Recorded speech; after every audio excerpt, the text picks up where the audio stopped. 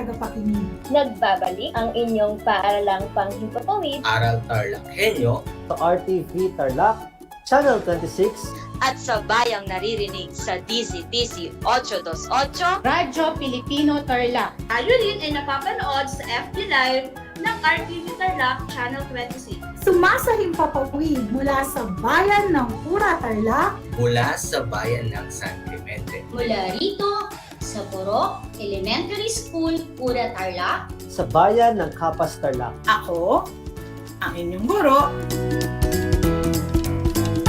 na maghahatid sa inyo ng makabuluhang pagtalakay sa ating aralin.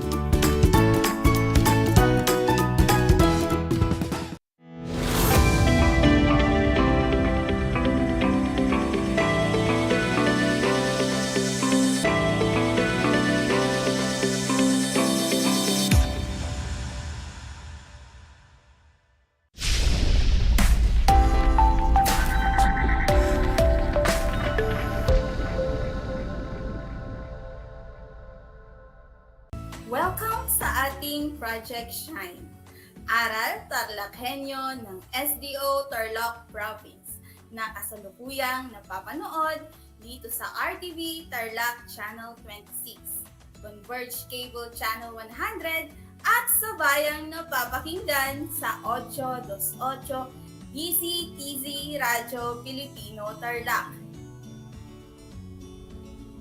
Magandang buhay! Mabuting tao!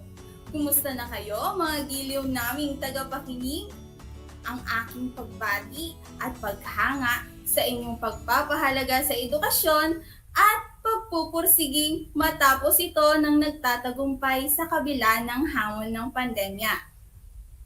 Ako, ang inyong guro sa edukasyon sa pagpapakatao, Baitang 4, Ginang Ronomay Gabay Dumpit. Sumasahimpapawid mula sa bayan ng Kamiling Tarlac. Sasamahan at gagabayan ka sa Most Essential Learning Competency na nakatutulong sa pagpapanatili ng kalinisan at kaayusan ng kapaligiran saan man sa pamamagitan ng pag-iwas sa pagsunog ng anumang bagay.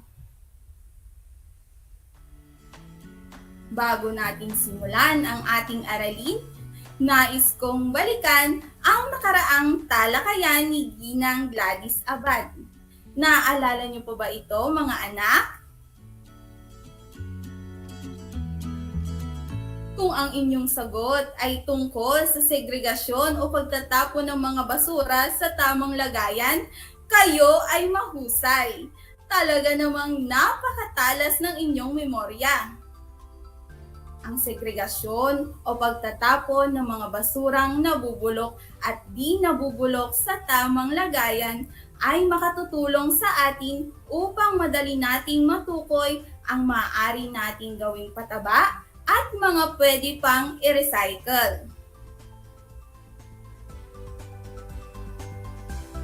Ngayon naman, i-type ninyo ang letrang N sa comment box kung ang aking ipapakita o babanggitin ay basurang nabubulok o biodegradable materials.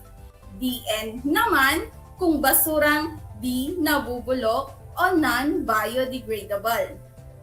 I-type ninyo ang letrang N sa comment box kung ang aking ipapakita o babanggitin ay basurang nabubulok o biodegradable materials. DN naman kung basurang di nabubulok o non-biodegradable. Sa unang bilang, lata ng sardinas. Kung ang sagot mo ay DN o di nabubulok, tama! Pangalawa, mga pinagbalatan ng prutas at gulay. Magaling! N o nabubulok. Pangatlo, tirang pagkain. Kung ang iyong sagot ay N o nabubulok, mahusay! Pang-apat na bilang, plastic na bote. Tama! DN o di nabubulok. Panglima, tuyong mga dahon. Kung ang sagot mo ay N o nabubulok, magaling mga anak! Laging tandaan, mga anak, na ang segregasyon o tamang pagtatapon ng basura sa tamang lagayan ay susi upang mapangalagaan natin ang ating kalikasan. Natitiyak kong kayo ay handang-handa na mga anak sa ating bagong aralin sa araw na ito.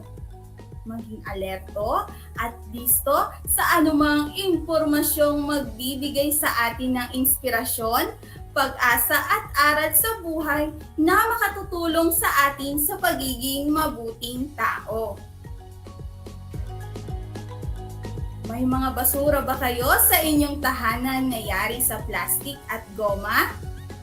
Saan nga ulit natin ito itatapon mga anak? Tama! Ilalagay natin ito sa hindi nabubulok o non-biodegradable. Kapag na-segregate o naihiwalay na ito, ano ang susunod nating gagawin? Ito ba ay inyong sinusunog? Maaari ninyong ibahagi ang inyong sagot sa pamamagitan ng Facebook comment section.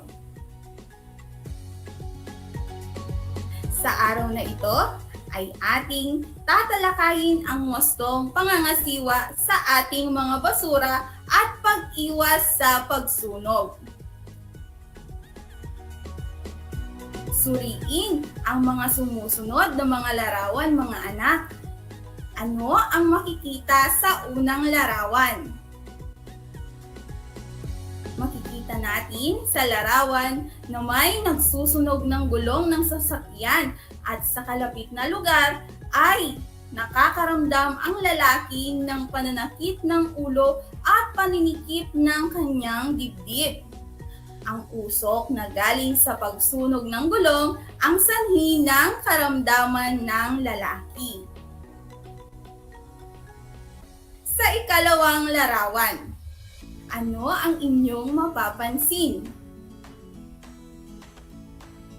Makikita sa larawan ang tambakan ng mga basura na sinusunog.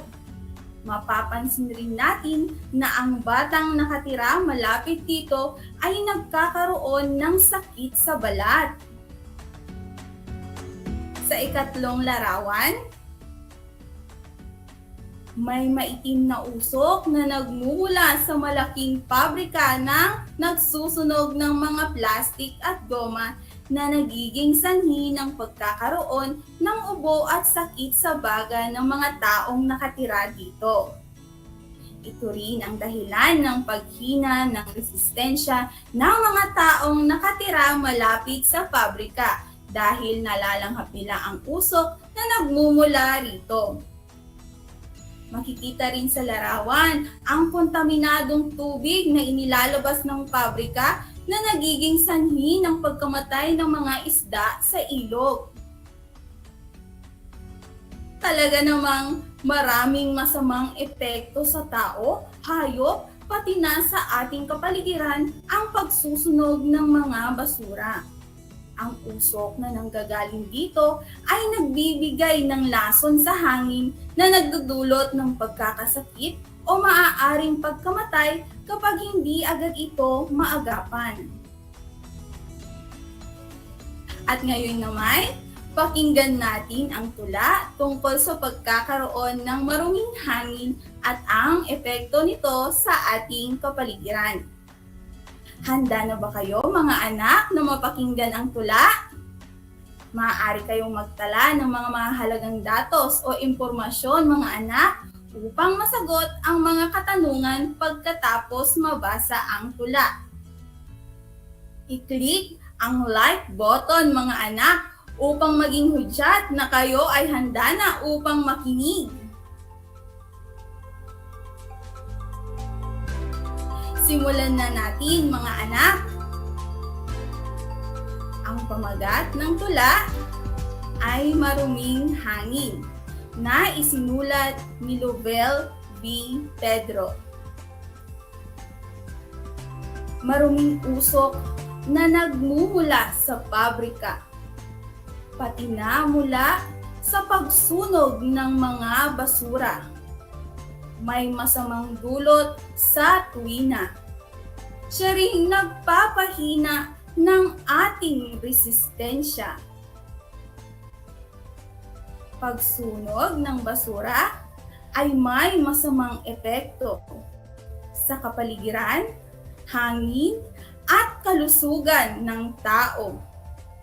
Usok na nanggagaling dito, dala ay lason na sa atin ay makakaapekto.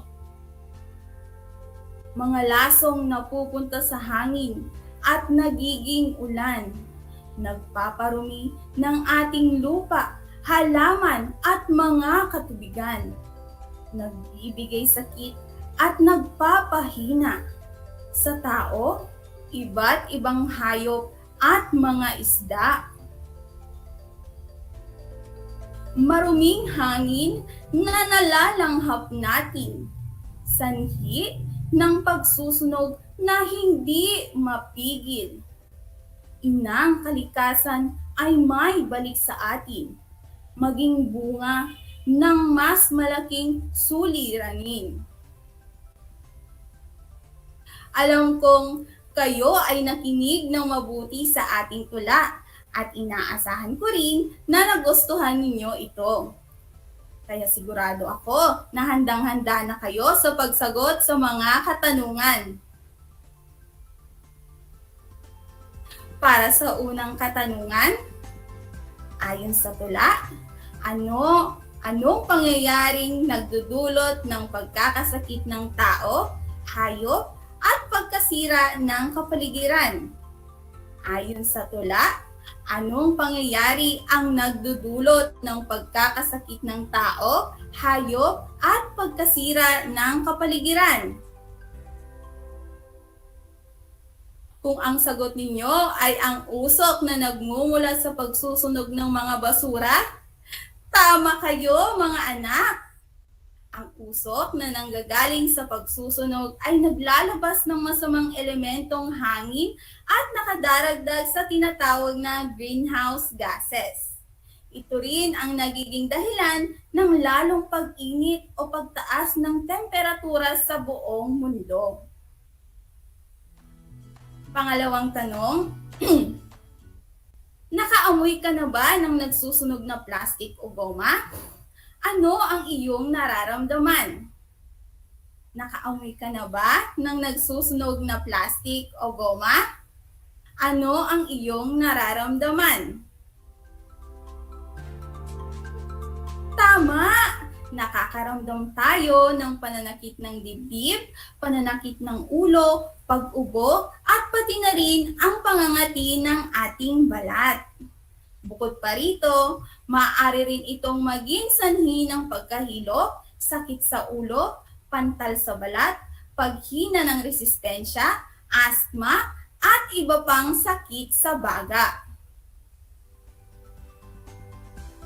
Para naman sa ikatlong tanong, sa iyong palagay, ano ang mangyayari sa ating kapaligiran kung palaging magsusunog ng mga basura? Sa iyong palagay, ano ang mangyayari sa ating kapaligiran kung palaging magsusunog ng mga basura? Kung ang sagot mo ay pagkasira ng ating kapaligiran dahil sa paglalabas nito ng usok na nakadaragdag sa polusyon ng hangin at kemikal na nakapipinsala sa kalusugan ng tao, mahusay mga anak!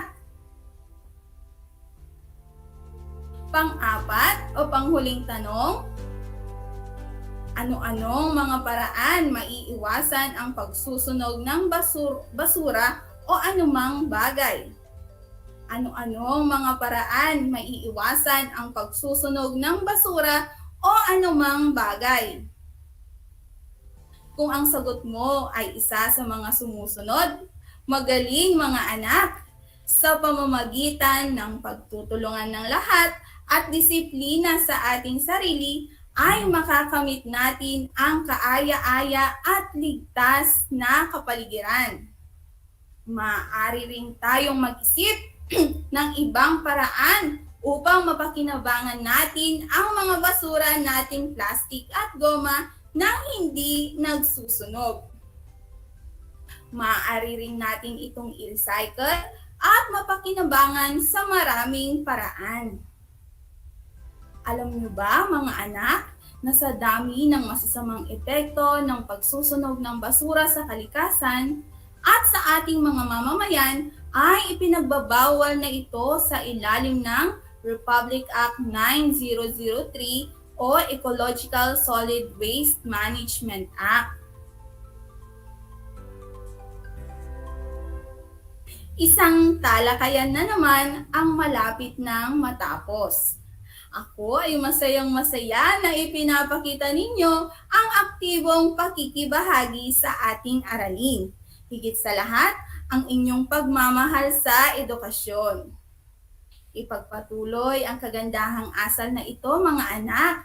Ito ay hakbang tungo sa katuparan ng inyong mga pangarap sa hinaharap. Mahalagang tandaan mga anak, ang pagsusunog ng basura o anumang bagay ay maraming masamang epekto sa mga tao, hayop, kapaligiran o buong mundo. Maraming pamamaraan upang mapanatiling malinis at maayos ang ating kapaligiran. Kailangan lamang magtulungan ang lahat at disiplina ay pairali upang makamit natin ang kaaya-aya at ligtas na kapaligiran. Mahalagang tandaan din natin na ang ating kalikasan ay isang biyaya mula sa Diyos, kaya dapat natin itong ingatan, pangalagaan at pagyamanin. Sana ay naunawaan ninyo ang konsepto ng ating aralin ukol sa pagtulong sa pagpapanatili ng kalinisan at kaayusan ng kapaligiran saan man sa pamamagitan ng pag-iwas sa pagsunog ng anumang bagay.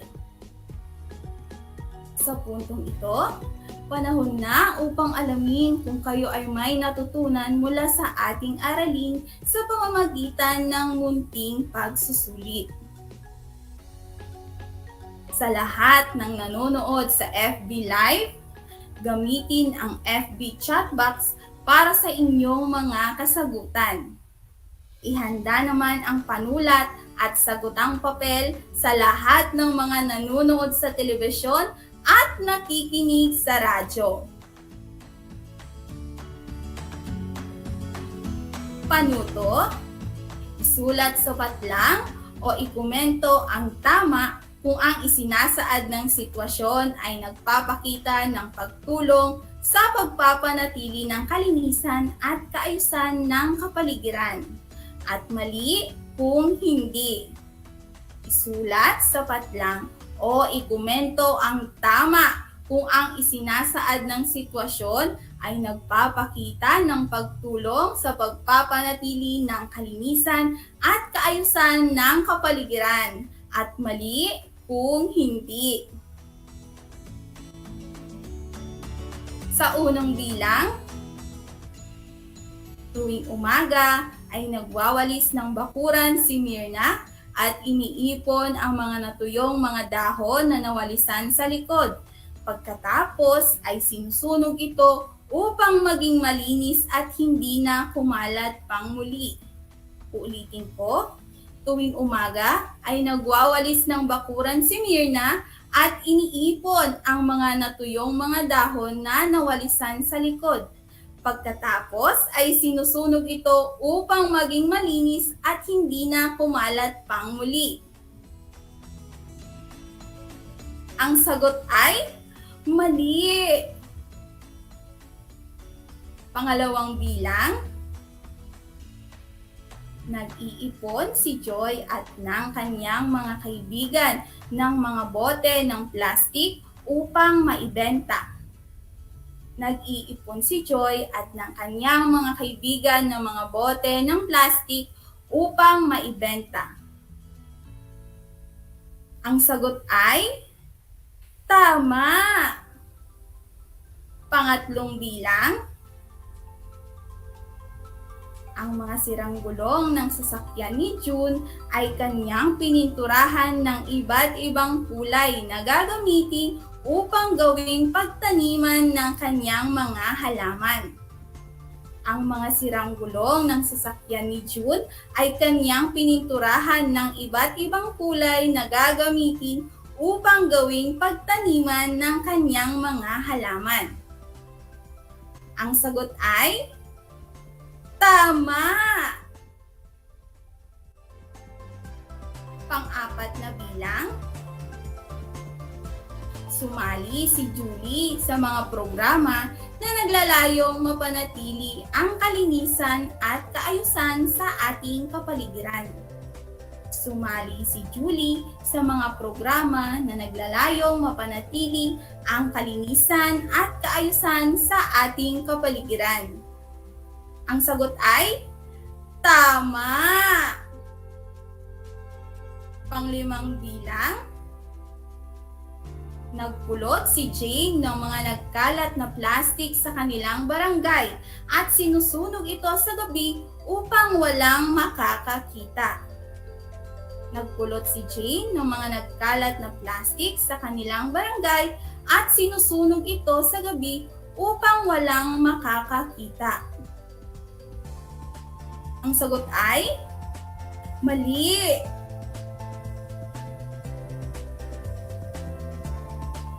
Binabati ko kayong lahat mga anak sapagkat natitiyak kong nakuha ninyo ang tamang sagot sa ating pagsusulit. Mula sa akin, tanggapin ninyo ang mga salitang magaling at mahusay, mabuting tao.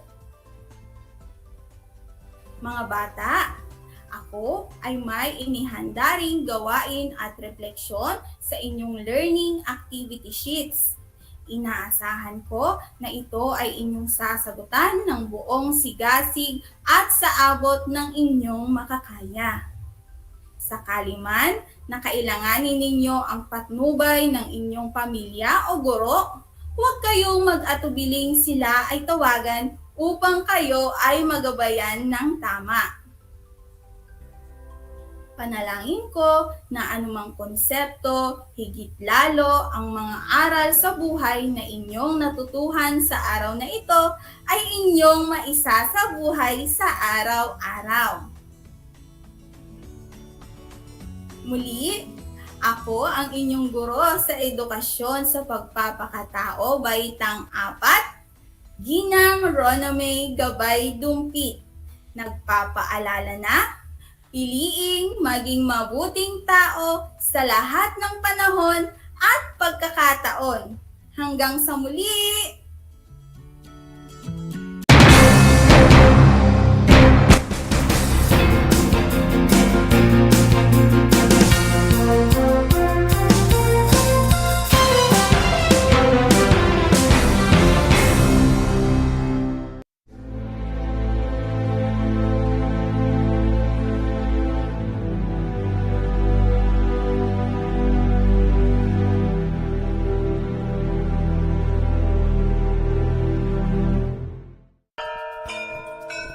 Alam niyo ba, ang Balanggiga Bells ay kinuha ng mga sundalong Amerikano bilang war trophies pagkatapos ng Balanggiga Massacre noong 1901? Matapos ang 117 years, na ibalik ng US noong December 11, 2018 ang iconic church bells sa Pilipinas. Ang church bells na ito ay naglalarawan ng kalayaan, katapangan, at pananampalataya ng mga Pilipino. Alam niyo na! Yan ang Balanggiga Bells. Did you know that children learn more when they initiate an activity and are actively engaged in it? This is your science teacher broadcaster, Princess Diana L. Ronquillo for Aral TarlakHenyo. Let's learn science together on Aral TarlakHenyo. Catch us live every Monday to Friday from 8:30 a.m. to 5:30 p.m.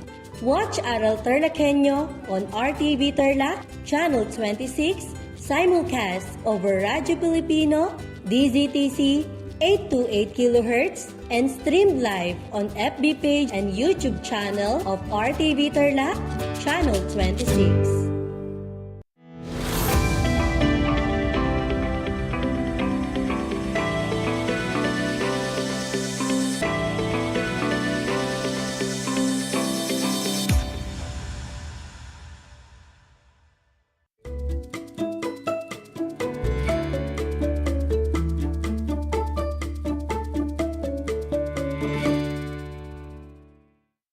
It's a lovely day, dear Grade 4 young scientists of Tarlac Province. A blessed and happy morning to our partners, parents, and guardians. Shout out also to the kuyas and ates out there. Today is Wednesday. I hope everybody is doing well.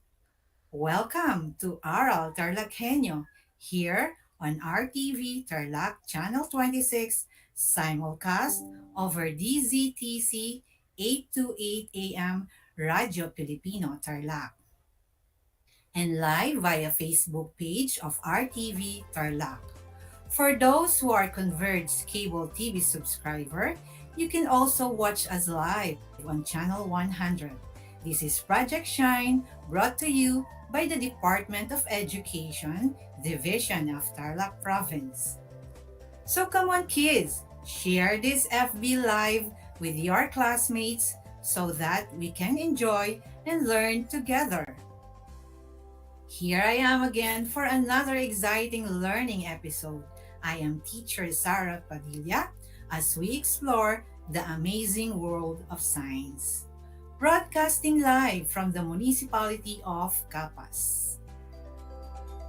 Alright, so prepare yourselves for another episode of broadcast learning. So kids, enjoy learning and participating while listening and watching our lesson in Science 4. For today, we will continue discussing about the properties and characteristics of sound. And before we go over your module, please make sure you are comfortable in your seats and keep away from distractions while listening and watching our broadcast. Get yourselves ready because another learning adventure in science subject is about to begin. And if you have questions or clarifications about our episode, feel free to send a message to your advisors. My dear learners, by this time I know you have prepared yourselves very well. You have placed your pen, paper, notebook, and module in science near you. The title of the module that you will use for today is the same as last Monday. Science 4 Quarter 3, Module 4, Properties and Characteristics of Sounds. This time, let us recall the topic last Monday. Can you still remember our lesson last time? Yes, the topic discussed last Monday was how sound are produced. At this point, you will answer an activity to refresh the topic last Monday. You may answer orally or comment it down in the chat box if you are watching via Facebook Live. Are you ready, kids? So here's the directions. Choose the right word from the box for the following statements. I will give you 5 seconds to answer the questions. You may answer orally or type in the comment section of our FB Live. You will be given 5 seconds to answer.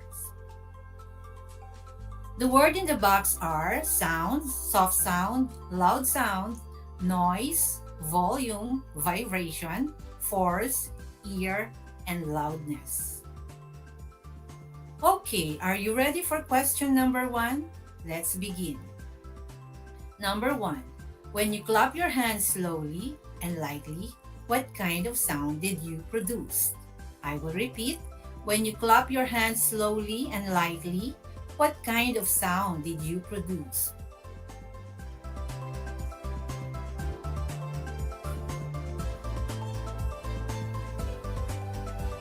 Time's up, kids. The answer is soft sound.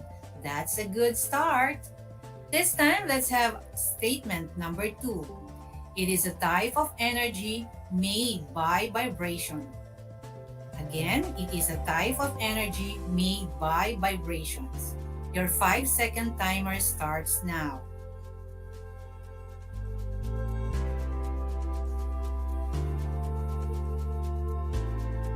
Alright, let's see if your answer is right for statement number 2.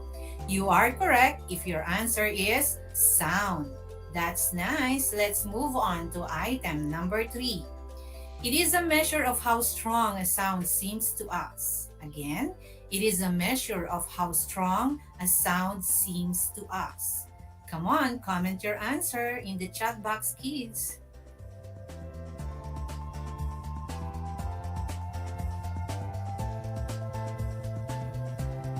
Time's up, kids. Okay, let's find out if your comment is correct. You got it if your answer is loudness. You're doing great, kids.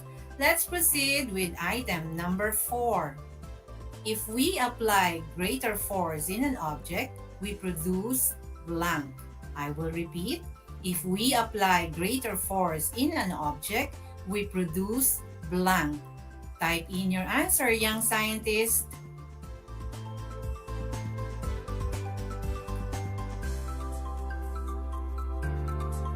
Let's find out if your answer is right. The answer is loud sound. Very good.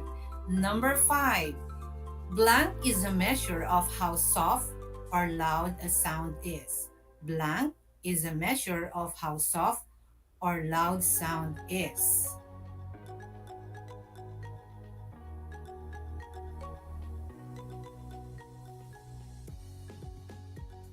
Time's up, class. Now let's check what is the answer. It is volume. Is your answer correct? That's terrific. This time, let's move on to item number 6. The volume of sound would depend on the strength of a blank. The volume of sound would depend on the strength of a blank.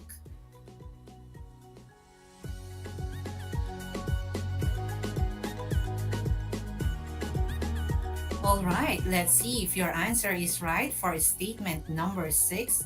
You are correct if your answer is vibration. That's awesome, learners. For item number 7, sounds are produced when blank is applied and there is vibration in an object.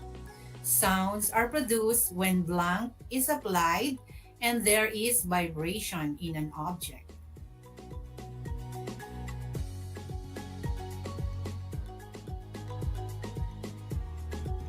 Time's up, kids, and the correct answer is force.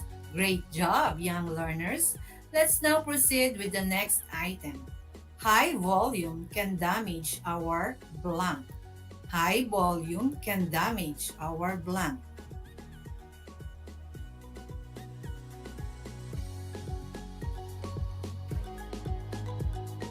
Time's up, kids, and the correct answer is ear. Did you comment the correct answer? You're fantastic. Now, class, let's have our last statement. It is any undesirable sound which disturbs the activities of human or animal life. It is any undesirable sound which disturbs the activities of human or animal life. Comment now your answers, young scientists. The clock will start ticking.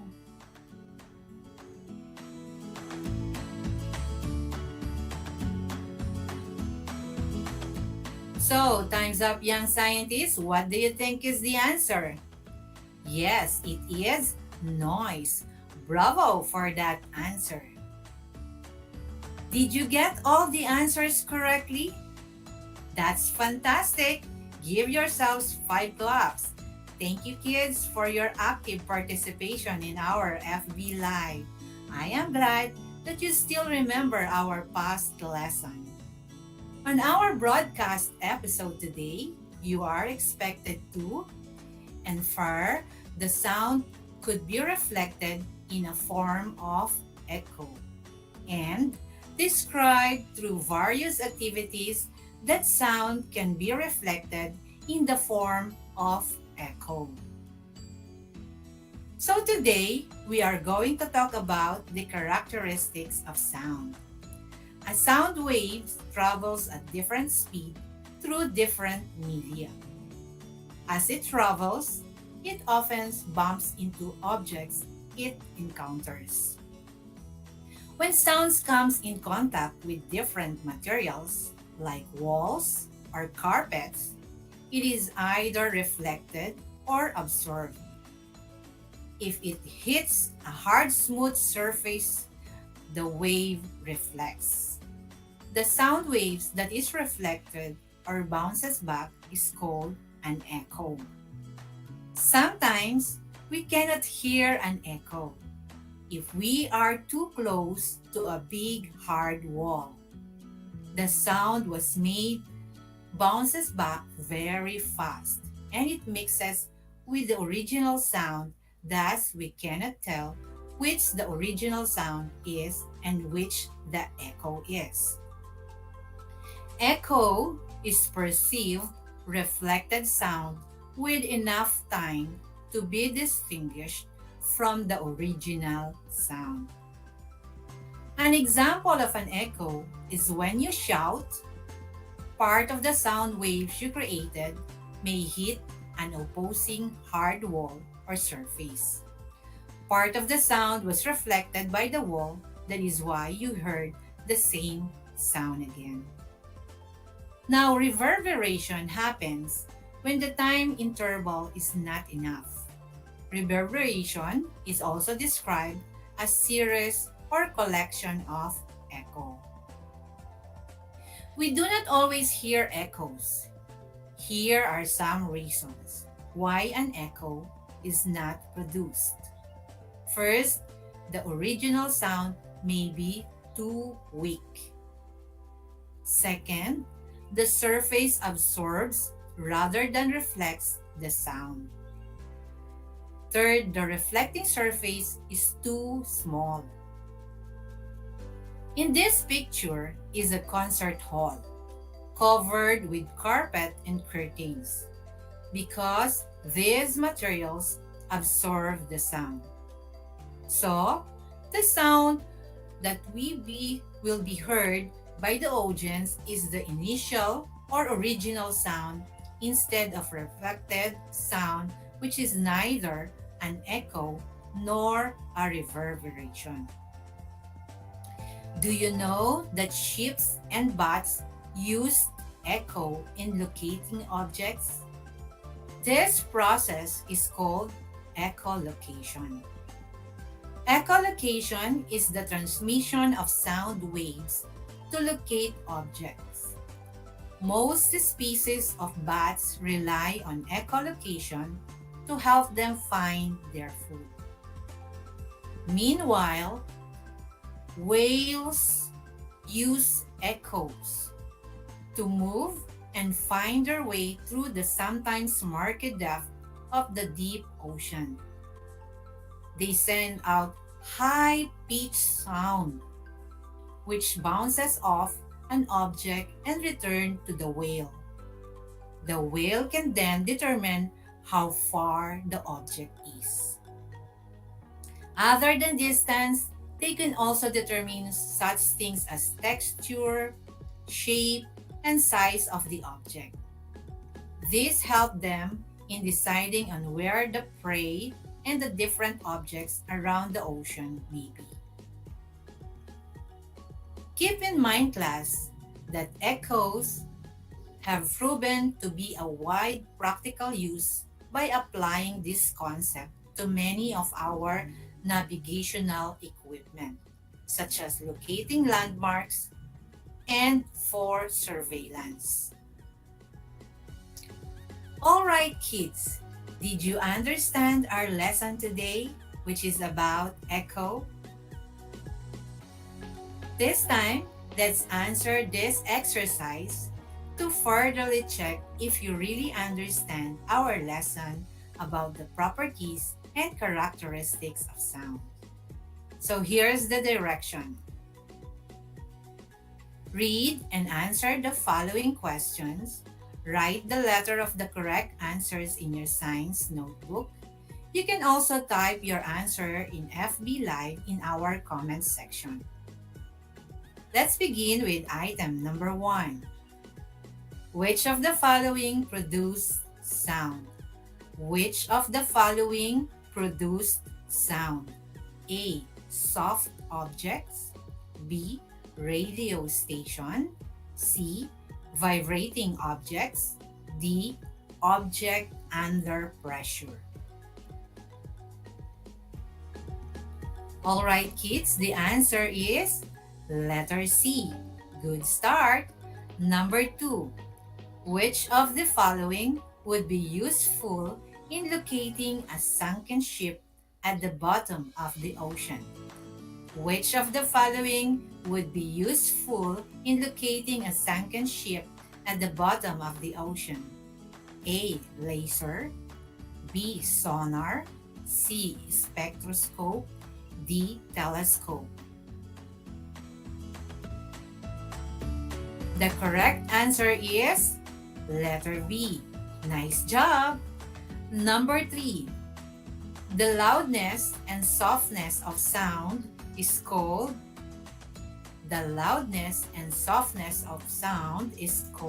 blank. A. Amplitude. B. Echo. C. Pitch. D. Volume.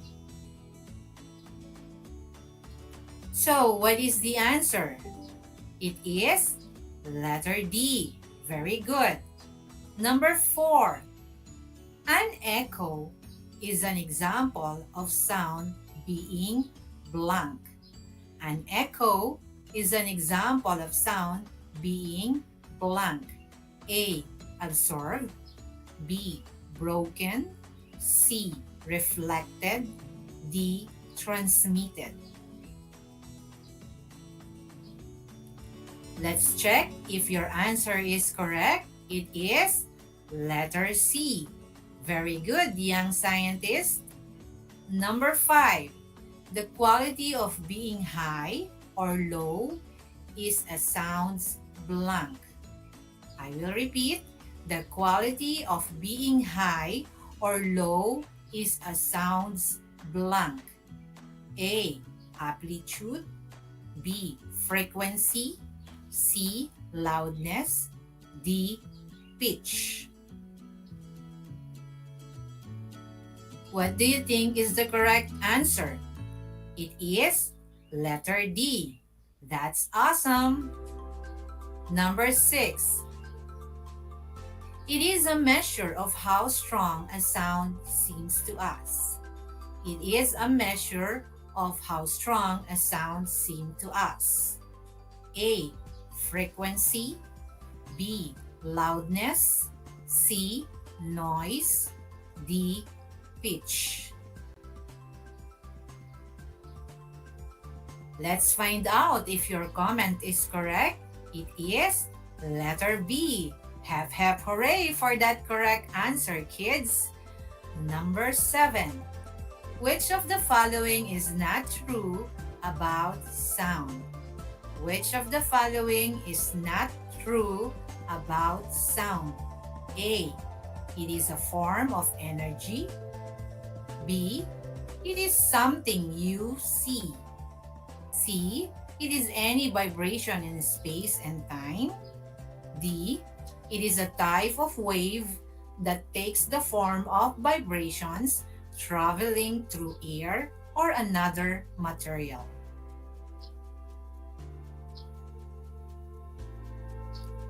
If your answer is letter B, you are correct. Let's proceed to item number 8. What happens to sound as you get farther and farther from its source? Again, what happens to sound as you get farther and farther from its source? A. Becomes louder. B. Becomes softer. C. Becomes flatter then louder. D. The same as what it was first created. Young scientist, what do you think is the answer? It is letter B. Bravo for that, kids. Number 9. Which of the following will make the loudest sound? Which of the following will make the loudest sound? A. Dropping a pin. B. Dropping a ball pen. C. Dropping a paper clip. D. Dropping a big box on the floor.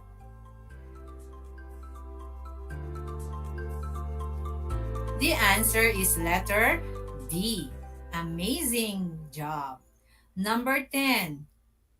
Which of the following is true about the relationship of force applied to an object and the sound produced? Number 10. Which of the following is true about the relationship of force applied to an object and the sound produced? A. The greater force applied to an object, the louder the sound produced. Letter B. The weaker the force applied to an object, the louder the sound produced. Letter C. The greater force applied to an object, the softer the sound produced. Letter D. Force has no effect on the loudness or softness of sound.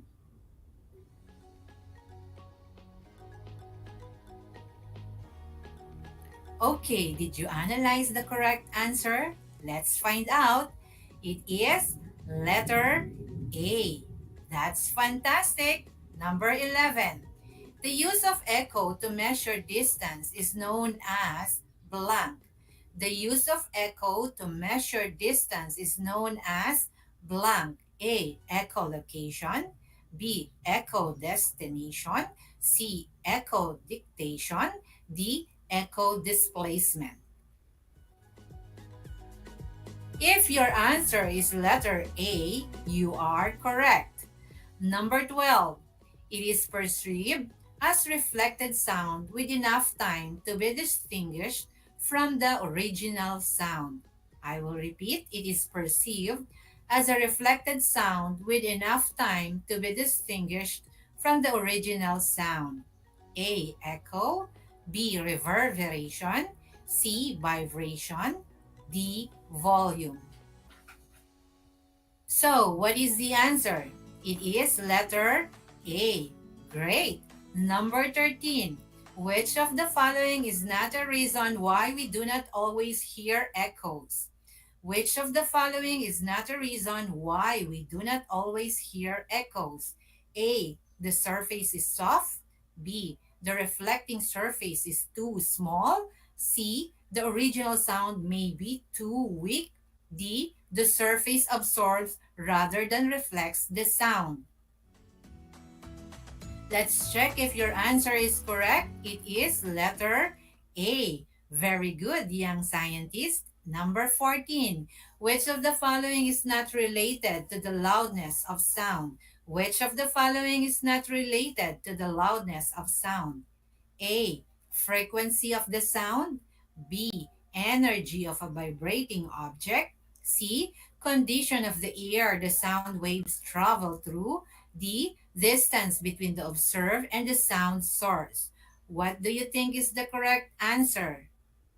It is letter A. That's awesome. Number 15. Echo has different uses. Which of the following is not a situation when echo is used? A. To find large shoals of fish. B. To measure the depth of the sea. C. To locate a sunken shipwreck or cargo. D. To know the composition of materials found in the surroundings. Young scientist, what do you think is the answer? Yes, it is letter D. You are terrific, kids. So how many of you got a perfect score? Wow, you get 2 thumbs up from me. Class, let me congratulate you for accomplishing this task. You were able to identify the properties and characteristics of sound. But if you are having hard time in understanding the lesson for today, please don't be hesitant to ask help from any of your family member. For your assignment, answer the crossword puzzle below. It is in your module. Do this in your science notebook. All right, that concludes our broadcast learning episode. Now, I want you to pat your shoulder and say, "Good job, self." I hope that you have learned a lot today. Thank you for listening, watching, and for your active participation in our FB Live. Again, this is your teacher anchor in science, Mrs. Sara Socorro P. Padilla. Until next time for another fun learning experience in science, the world of exploration, discovery, invention, and technology.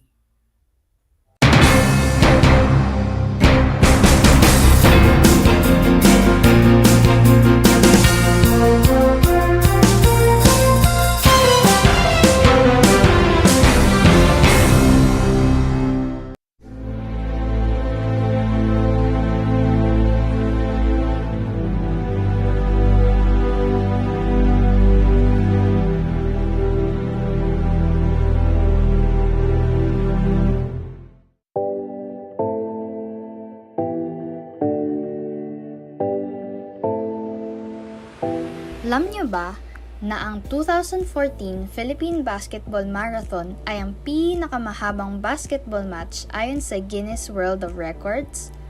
Ang laro ay naganap mula March 24 hanggang March 29, 2014 sa Meralco Gym sa Pasig at tumagal ng 120 hours. Ang marathon na ito ay isang fundraising event para sa mga biktima ng bagyong Yolanda. Alam niyo na, yan ang longest basketball match.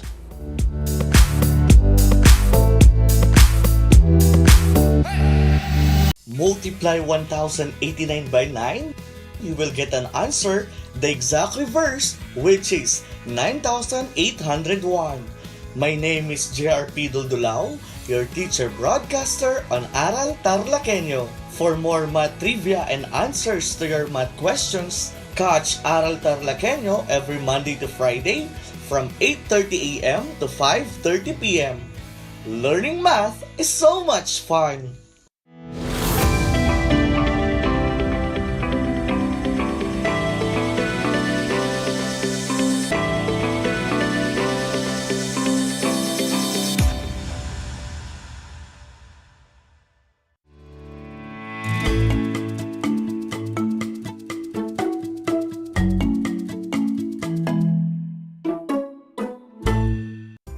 Wonderful and happy morning, grateful learners! Welcome to Aral TarlakHenyo, live telecast here on RTV Tarlac, Channel 26, simulcast over DZTZ Radio Filipino Tarlac, and you can watch on Converge Channel 100. I am Teacher Malu L. Gandula, your anchor teacher in Mathematics Grade 4. And remote live broadcasting here in Pao, San Jose, Tarlac via Google Meet. Hello there, my dearest batang matatalas. Here we go again. How's your day? Well, I hope you're all doing great and always safe. Today, I'm hoping that you will enjoy our 25-minute exploring new discovery in the challenging world of mathematics. I'm sure that you are all excited and ready on our lesson this morning together with your pen, your learning activity sheets, and your learning materials in mathematics. Then lend me your ears and your attention so that mathihirap will become matdali. So what are you waiting for? Math kinig, kinig na! After going through with this lesson, you are expected to solve non-routine problems involving perimeter of triangles, squares, rectangles, parallelograms, and trapezoid. As we begin, let's have a quick recall on our previous lesson with teacher Laudelin S. Mariano. What about it? Very good. It's about solving routine problems involving perimeter of triangles, squares, rectangles, parallelograms, and trapezoids. And what is routine problem?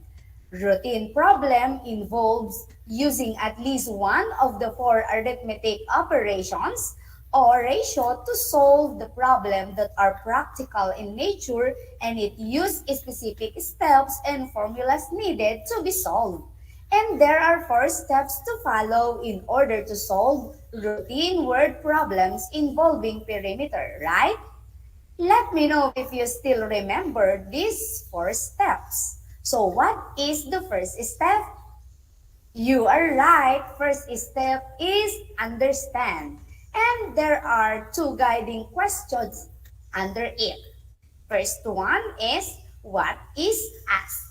And the other one is, absolutely correct. It's, what are the given facts?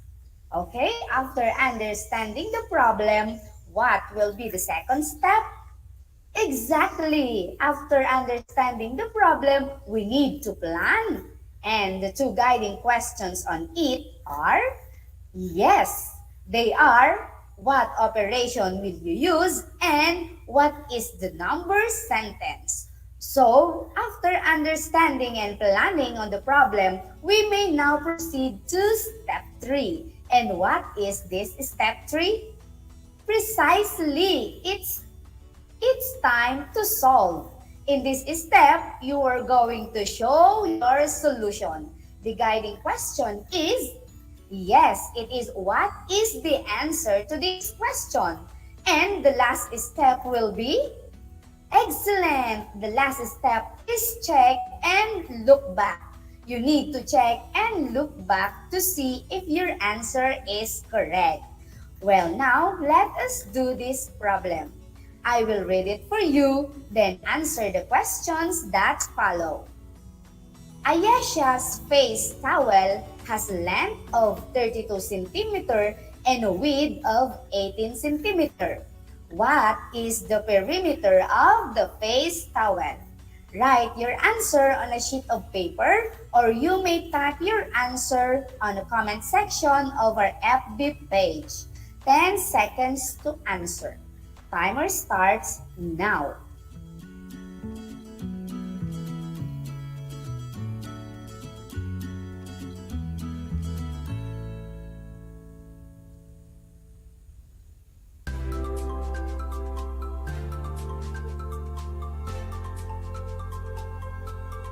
Time's up. Let's check your answer. For number 1, what is us in the problem? Correct, the perimeter of Ayesha's face towel. What about the given facts? Fantastic! 32 cm as the length of the face towel and 18 cm as the width. For number 3, what is the operation to be used? Yes, we are going to use addition. The number sentence must be 32 cm plus 32 cm plus 18 cm plus 18 cm equals n. Then what is the answer? Very good. The answer is 100 cm. Therefore, 100 cm is the perimeter of Ayesha's face towel. Did you get all the correct answers? Good to hear. I'm very happy that you still remember our previous lesson. Well, now, look at Leia's flower garden. Can you tell something about it? Yes, Leia's flower garden is so wonderful and very relaxing. Do you also have a flower garden at home? That's good. Did you know that gardening is one of the good habits at home, especially this time of pandemic? When we are planting, we are showing our love and care to our environment and to our health as well. So we must keep planting more, just like Leia. But class, Leia has a problem. It was the animals that eat some of her plants. So he decided to put a fence around her garden. But she needs to know how long the fence is. Let us help her in solving her problem. Let me read it for you. Leia's flower garden measuring 9 meter by 18 meter will be fenced off. And she wants the fence must be 2 meters away from the edges of flower garden. What is the size of the garden fence and its perimeter? Take note, class, that this problem is an example of non-routine word problem. And this will be the new discovery that we are going to explore this morning about solving non-routine problems in real-life situations involving perimeter of squares, rectangles, triangles, parallelograms, and trapezoids. Non-routine is any complex problem that requires some degree of creativity or originality to solve. Oftentimes, these problems can be solved in multiple ways. If routine problems use specific steps and formulas needed to be solved, non-routine uses open-ended steps and procedures required in the situation.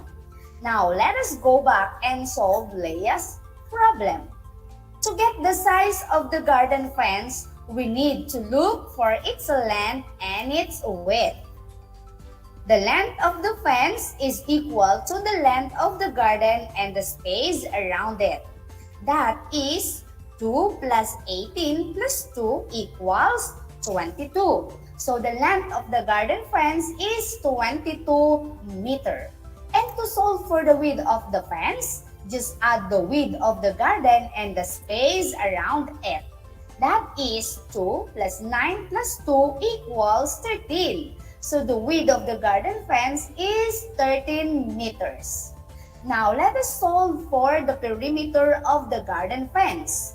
Remember that perimeter is the distance around a polygon. It is obtained by adding the measures of all sides. So, the perimeter of the garden fence will be the sum of all its sides. Using the formula P is equal to length plus width plus length plus width, that is, P is equal to 22 plus 13 plus 22 plus 13 is equal to 70.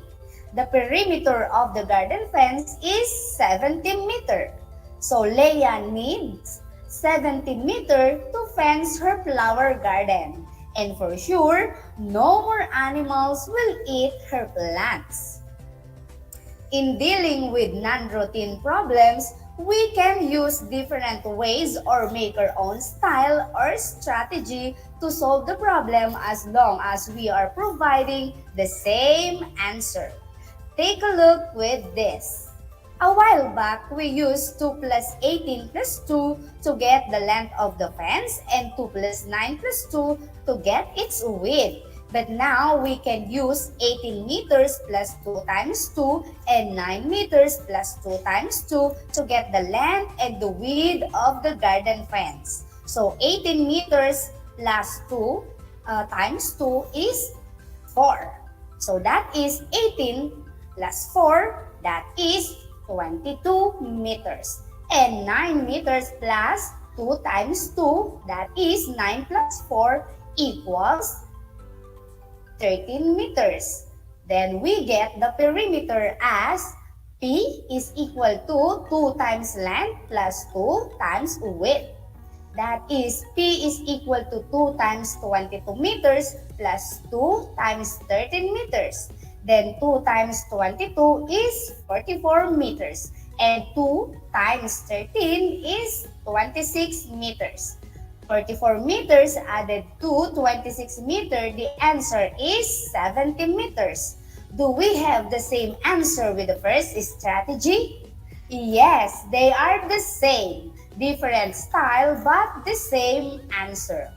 So let us explore this problem number 1. The parallelogram, which measures 15 centimeter by 25 centimeters, and a square have the same perimeter. What is the length of one side of the square? So what we are looking for is the length of one side of the square. And what are given? Wonderful! It's 15 centimeter by 25 centimeter. So what's next? Yes, we need to find the perimeter of the parallelogram first. Using the formula P is equal to 2 times length plus 2 times width, that is P is equal to 2 times 25 centimeter plus 2 times 15 centimeter. Then 2 times 25 is 50. 2 times 15 is 30. Then 50 centimeter added to 30 centimeter, the answer is 80 centimeter. Therefore, 80 centimeter is the perimeter of the parallelogram. After that, since the perimeter of a parallelogram is the same with the square, we will now use it to get one side of the square. And how can we do that? Exactly, through dividing the perimeter into 4. Why 4? Yes, correct. Because a square has 4 sides. Then, 80 centimeter divided by 4 is equal to 20 centimeter. Hence, 20 centimeter is the length of one side of the square. Now, let's check. For parallelogram, we have 80 centimeter equals 2 times 25 centimeter plus 2 times 50. 2 times 25 is 50 and 2 times 15 is 30. Then 50 centimeter plus 30 centimeter, the answer is 80 centimeter. So, 80 centimeter is equal to 80 centimeter. And for the square, we use P is equal to side 1 plus side 2 plus side 3 plus side 4. That is, P is equal to 20 plus 20 plus 20 plus 20. The answer is 80 centimeter. Therefore, the answer is correct. I'm hoping that you followed our lesson. As I've said earlier, in solving non-routine word problem, we can use different ways or make our own style or strategy to solve the problem. Just make sure that we can provide the same answer if we use another strategy. Let's move on to example number 2. A square lot is to be planted with sunflower plants all around. The side of the lot measures 10 meters. If plants will be planted 20 centimeters apart, how many plants must be planted in all? So let us solve the problem using illustration strategy. First, we need to convert meters to centimeters. There are 100 centimeters in 1 meter. The side of the lot is 10 meters. It will become 10 times 100 is 1,000. Therefore, there are 1,000 centimeters in 10 meters. Then, divide the side by the spaces. 1,000 centimeters divided by 20 centimeters, that is equal to 50. So, there will be 50 spaces in 1,000 centimeters. If there are 50 spaces in one side, therefore, there are 51 plants that can be planted per side. And there are 4 sides in a square. That is, 51 times 4 equals 204. But since the 4 sides intersect at 4 vertices, Then we need to subtract 4 from the total number of planks. That is 204 minus 4 is equal to 200. Therefore, the total number of plants that can be planted around the square lot is 200. I have another solution in getting the number of plants that can be planted around. Just simply convert centimeter to meter. Then, multiply the number of sides, which is 4 to the quotient of 1020 centimeter. That is 4 times 50. The answer is 200. We can solve the problem in different way, but the same answer. Now, get a sheet of paper and challenge yourself with this problem. You may type your answer in the comment section of our FB page. I will read the problem. Which has a longer perimeter? A square whose side is 5 meters or a trapezoid whose sides measures 2 meters and base is 6 meters and 8 meters? 10 seconds to answer. Timer starts now.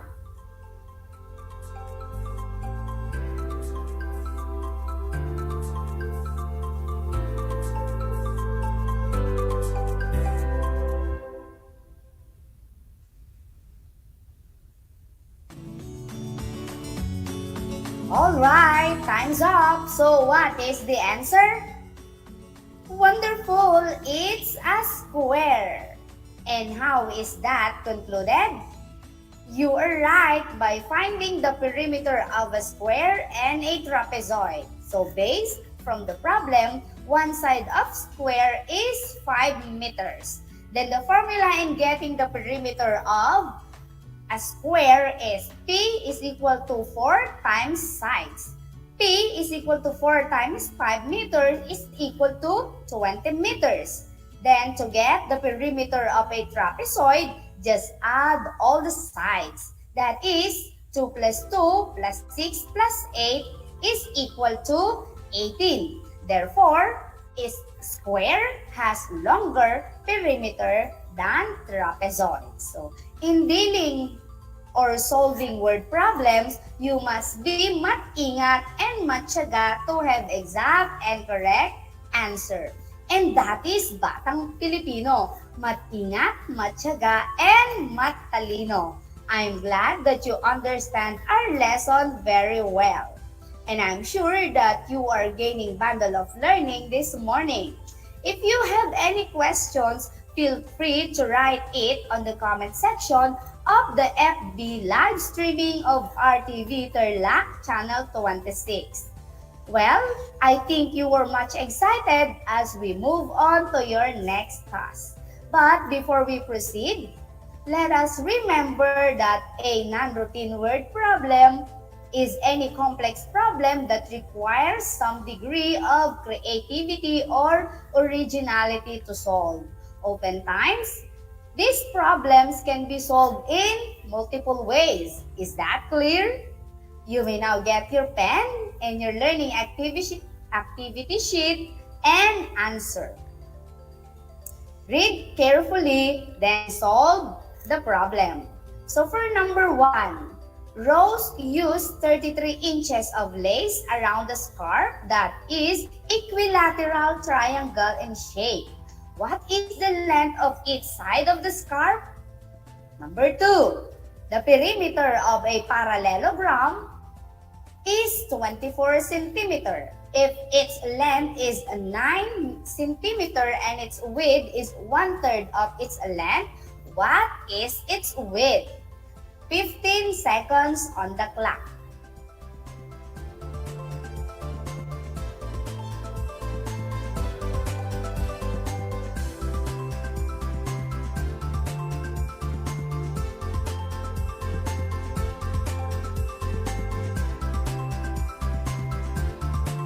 Alright, time's up. Let's check your answer. Observe being batang matapat and checking your own paper. For number 1, what is the length of each side of the scarf? Brilliant answer. The length of each side is 11 inches. How did we get it? Yes, we just divide 33 inches into the number of sides of equilateral. So, triangle, which is 3. The answer is 11 inches. So, 11 inches is the length of each side of the scarf. What about in number 2? The perimeter of parallelogram is 24 centimeter. If its length is 9 centimeter and its width is 1/3 of its length, what is its width? So your answer is very good. The width of the parallelogram is 3 centimeter. How did we obtain it? By using the formula P equals 2 times length plus 2 times width. That is 24 centimeters equals 2 times 9 centimeter as the length plus 2 times n as the width. Then 24 centimeter equals 2 times 9 is equal to 18 centimeter plus 2 times n is 2n. Then transpose 18 centimeter from the right going to left. And since 18 centimeter is a positive, the operation will become negative. Then 24 centimeter minus 18 centimeter, that is 6 centimeter. And 6 centimeter is equal to 2n. Divide both sides by 2, that is 6 divided by 2 is 3 centimeter. Then cancel 2 because 2 divided by 2 is 1. So the value of n is 3. Therefore, the answer is 3 centimeter. And take note that 3 is 1/3 of 9. So 3 centimeter is the answer. I hope you were able to get all the answers correctly. So at this point, I congratulate all of you for doing a great job. Let us give yourselves an excellent clap. 1, 2, 3. 1, 2, 3. Excellent! I am very happy that we end our lesson fruitfully and meaningfully. This is your mathematics anchor teacher, Teacher Madu L. Gandula, saying that in every problem, there is always a creative and best solution. So in facing challenges, we can look for different solutions, but always choose the best one. And don't forget to ask the guidance of our Lord Jesus, especially this time of pandemic. Until next time, my dear, keep safe everyone, and God bless.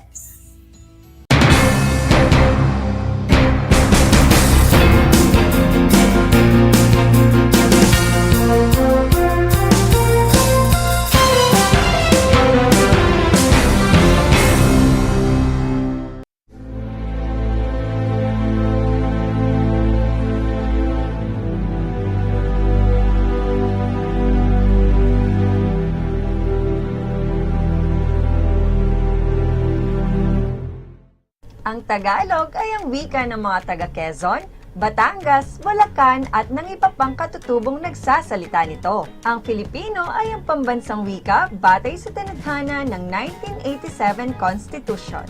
Tara na at matuto ng salitang Filipino. Manood at makinig ng Aral TarlakHenyo sa RTV Tarlac, Channel 26 at sa Bayang Naririnig sa Radyo Pilipino, DZTZ 828 at napapanood din live sa FB page at YouTube channel ng RTV Tarlac, Channel 26. Manood at matuto ng ating mga aralin sa Pilipino. Dito lang yan sa Aral TarlakHenyo. Ako si Ma'am Crystal May Aquino, ang inyong teacher broadcaster sa Pilipino.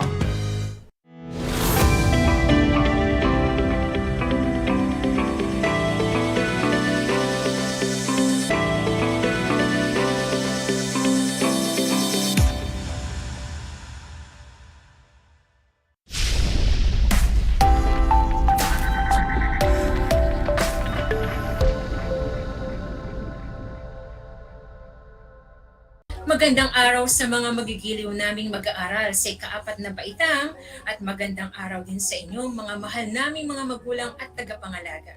Sumasa inyo ang Project Shine, Aral TarlakHenyo mula sa RTV Tarlac Channel 26 at sabayang naririnig sa DCTC 828 Radyo Pilipino Tarlac at mapapanood din ito sa Facebook Live ng RTV Channel 26 at sa Converge Cable Channel 100. Ikinagagalak ko na kayo ay makasama ngayong araw. Ako ang inyong teacher broadcaster, Ginang Edna Y. Figueroa ng Pag-asa Elementary School, Bamban West District, na maghahatid sa inyo ng bago at makabuluhang kaalaman sa Filipino ng ika-4 na baitang. Handa na ba kayo mga bata? Bago natin simulan ang ating talakayan, inaasahan ko na kayo ay nasa maaliwalas na lugar at maayos na napapanood at naririnig ang ating broadcast. Pakihanda ang inyong mga learning activity sheets, papel at ballpen para masundan ninyo ang ating talakayan ngayong araw. At dahil wala tayo sa paaralan, gagabayan kayo ng inyong mga magulang o tagapangalaga para sa gawain natin sa araw na ito. Kung meron kayong mga katanungan at nais bigyan ng linaw, maaari ninyong gamitin ang ating chat box na makikita sa inyong screen sa ating Facebook live stream. Handa na ba kayong makinig at matuto mga bata? Ayos! Ako'y natutuwa at kayo'y handang-handa na.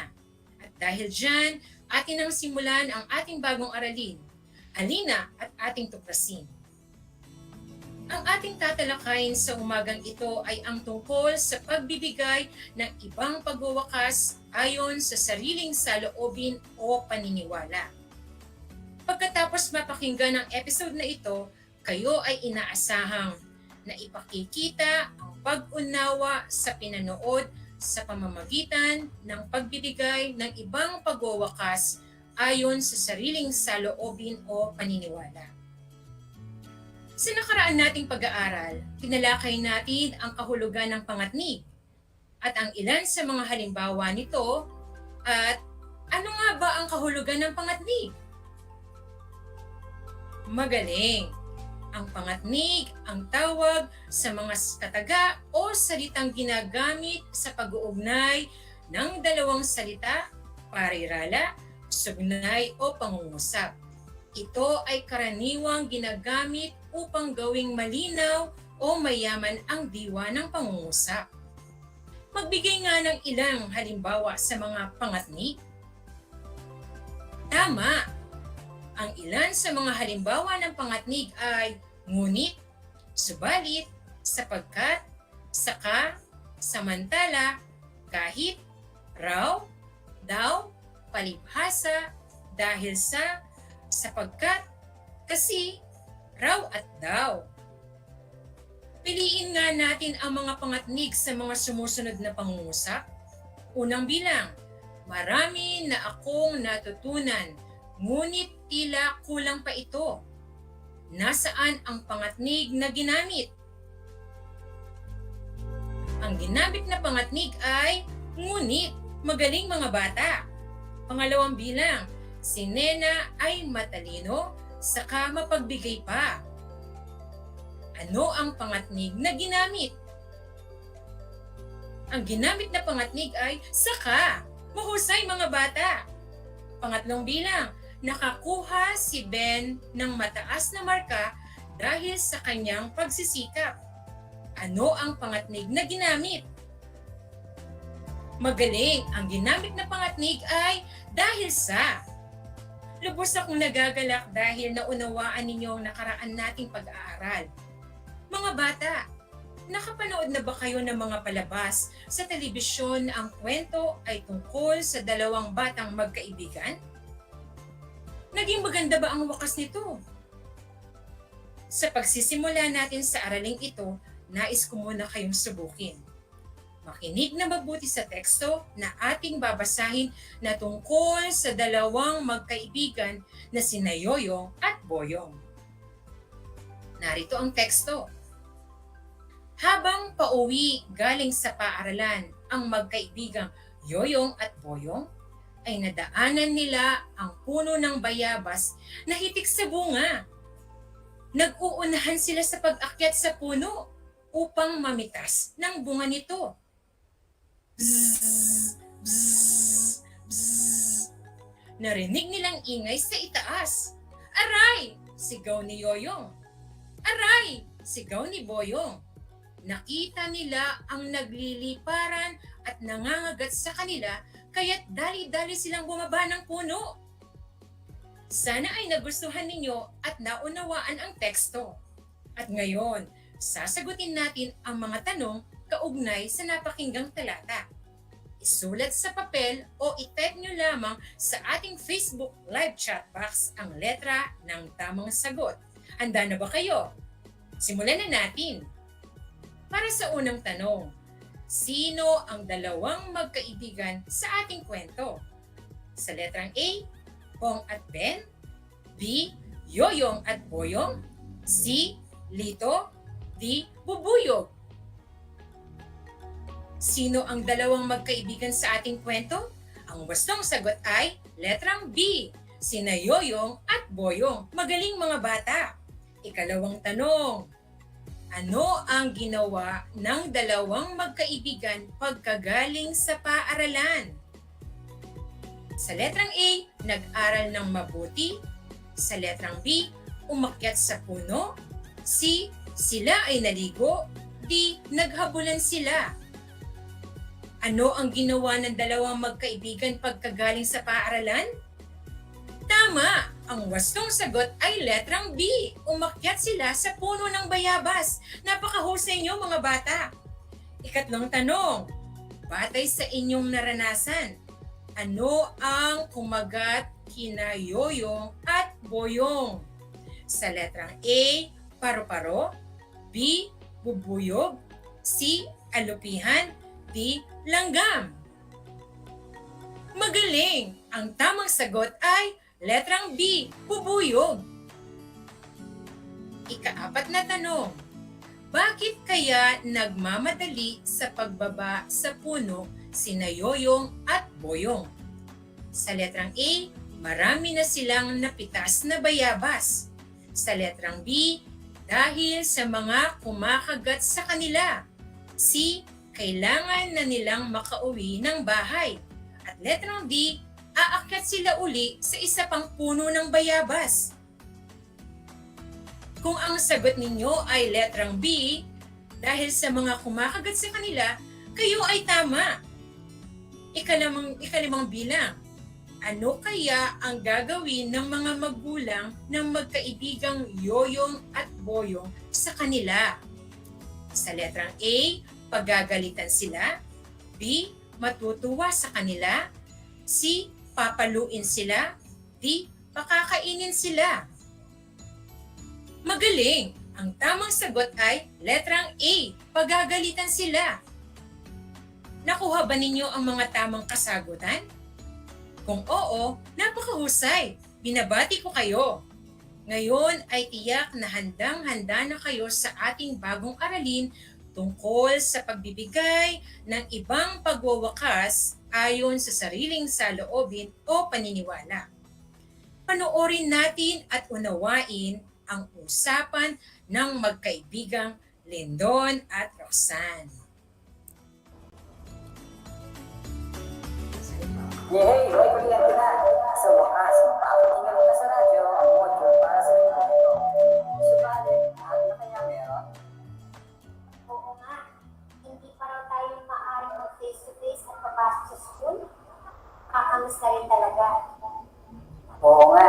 Sabi ni nanay, dahil bumalik na ang kuryente pagkatapos ng 3 bagyong Hinta, Rolly at Ulysses, tuloy na ulit ang online classes natin. Maaari din daw tayo makinig ng aksyon sa radyo at TV. Kung gayon, kailangan talagang may kuryente sa bahay para makapakinig ng radyo at makapanood sa TV, maliban sa cellphone. Pero kung wala nito, mas mainam pa rin ang ibibigay ng mga module ni Ma'am Edna. Basta alam lang kung kailan uulit at ibabalik ng ating mga magulang ang natapos nating module.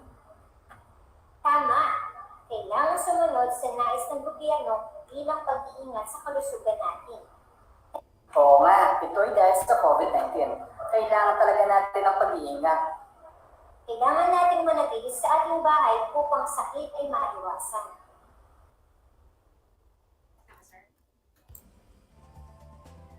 Ngayon mga bata, handa na ba kayo sa mga katanungan?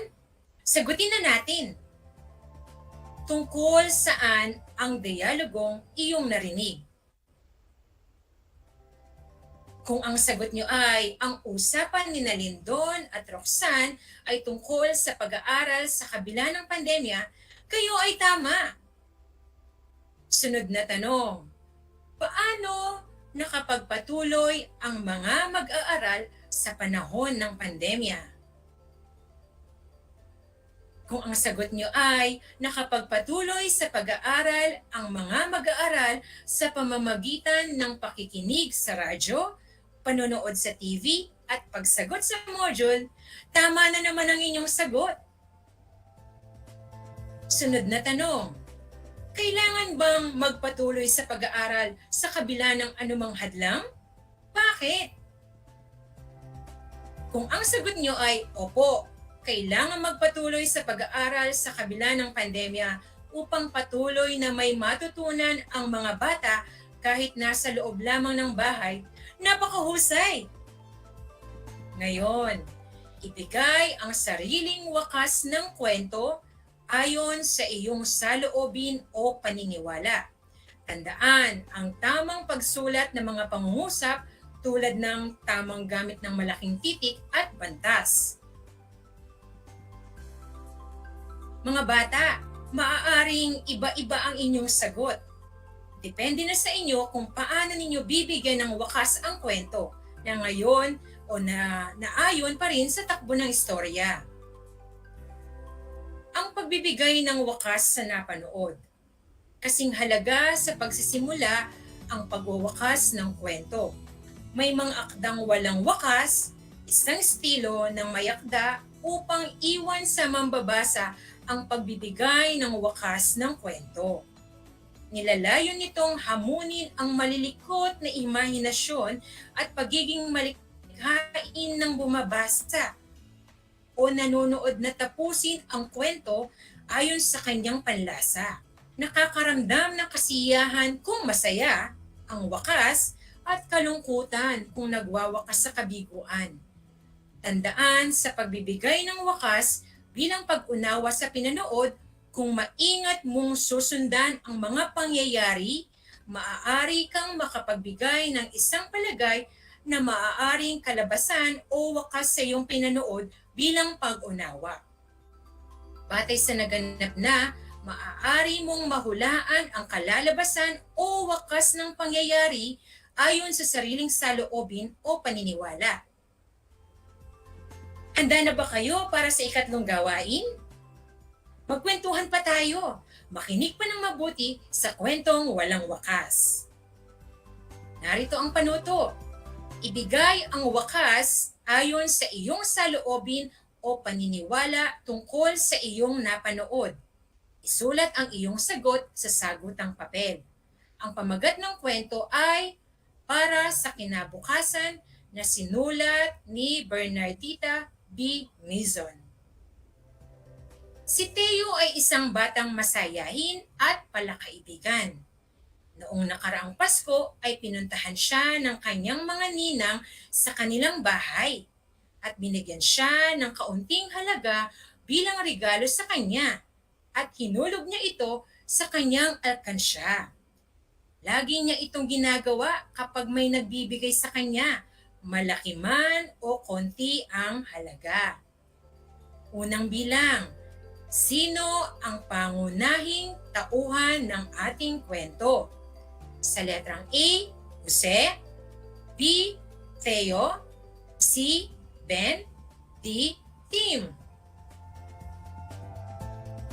Tama! Ang tamang sagot ay letrang B, si Theo.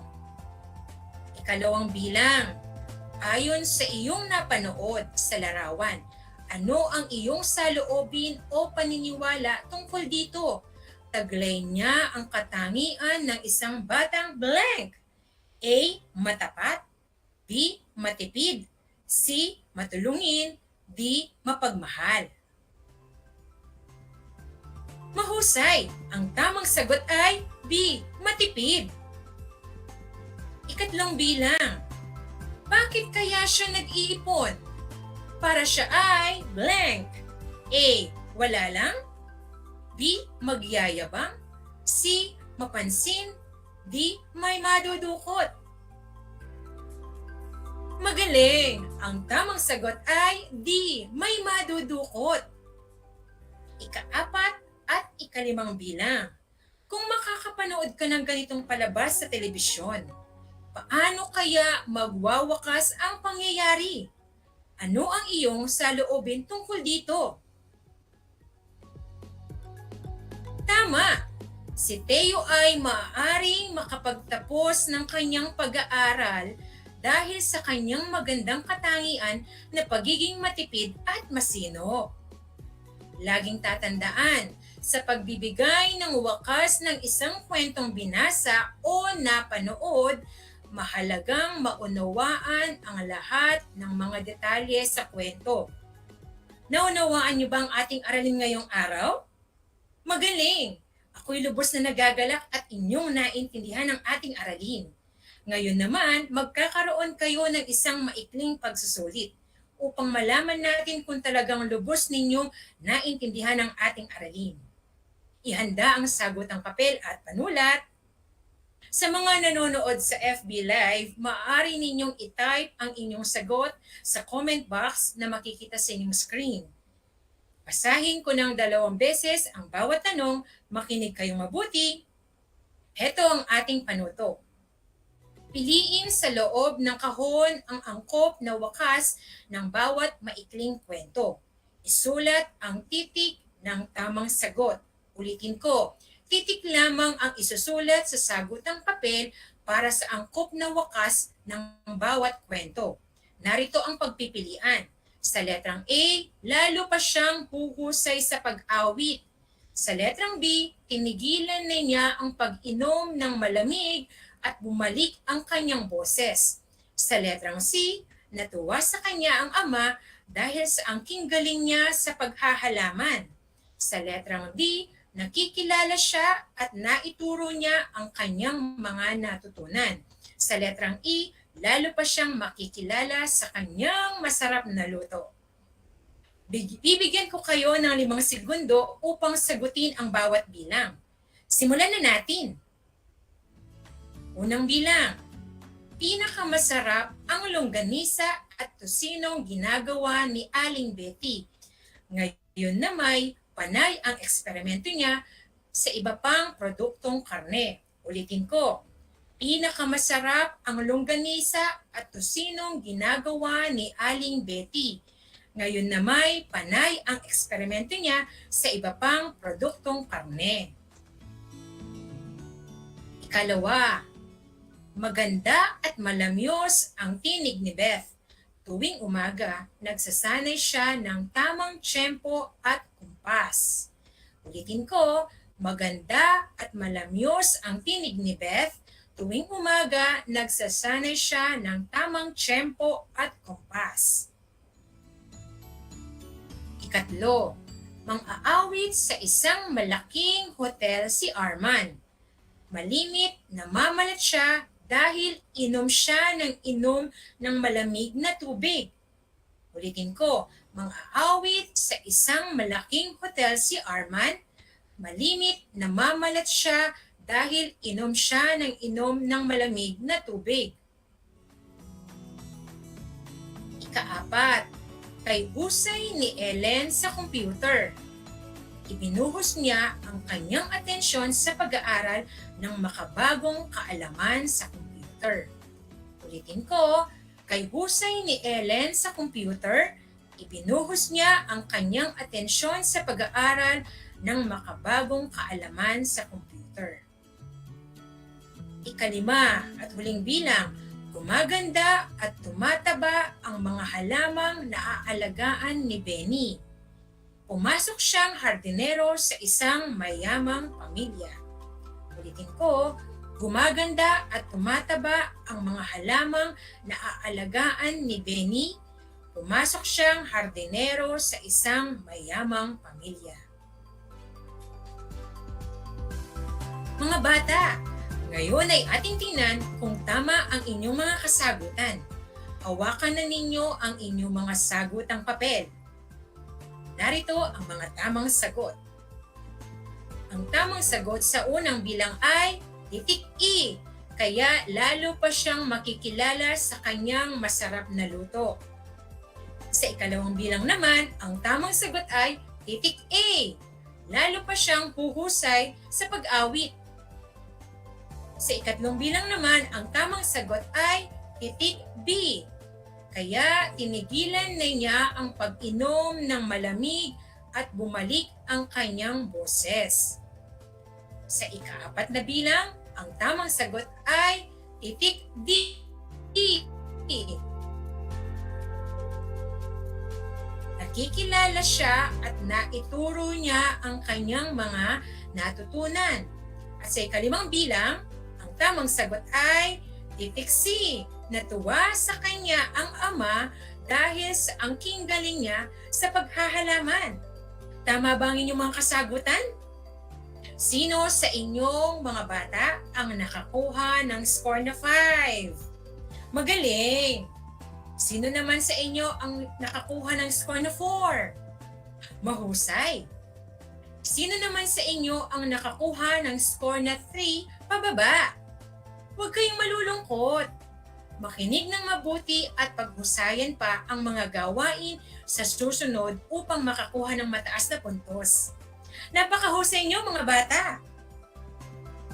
Para sa inyong karagdagang gawain, panoorin ninyo ang inyong nanay kung anong proseso o mga hakbangin ang kanyang ginagawa sa paglalaba.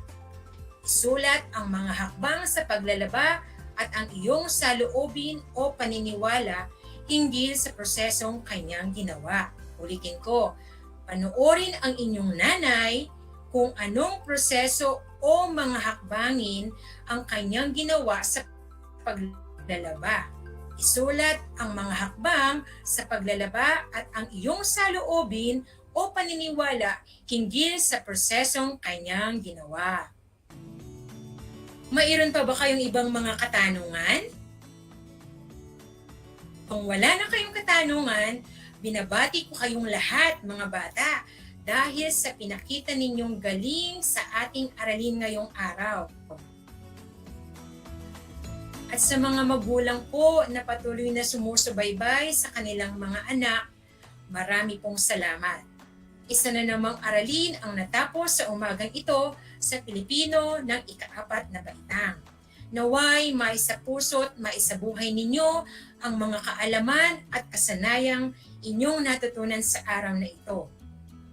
Sa gitna ng dinaranas nating pandemya, dulot ng COVID-19, patuloy na tumutok sa mga episodes araw-araw mula Lunes hanggang Biyernes. Sa ngalan po ng Project Shine, Aral TarlakHenyo sa Radyo Pilipino sa DCTC 828, hatid ng DEPED Tarlac Province, ito ang inyong teacher broadcaster Ginang Edna Y. Figueroa na nag-iiwan ng mga katagang huwag magsawang linangin ang mga kaisipan. Sa Filipino natin matututunan. Hanggang sa ating muling pag-aaral, mga bata, paalam na po.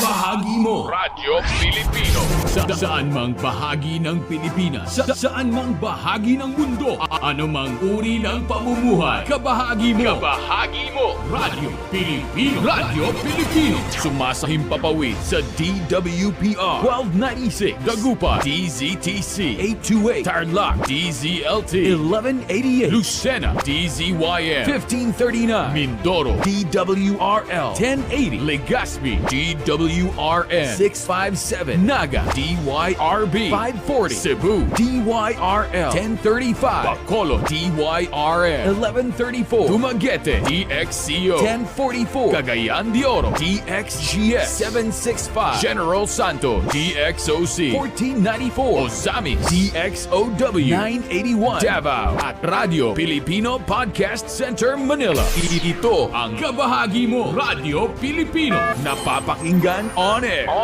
and online sa buong mundo sa pamamagitan ng www.radiofilipino.com. Radiofilipino.com.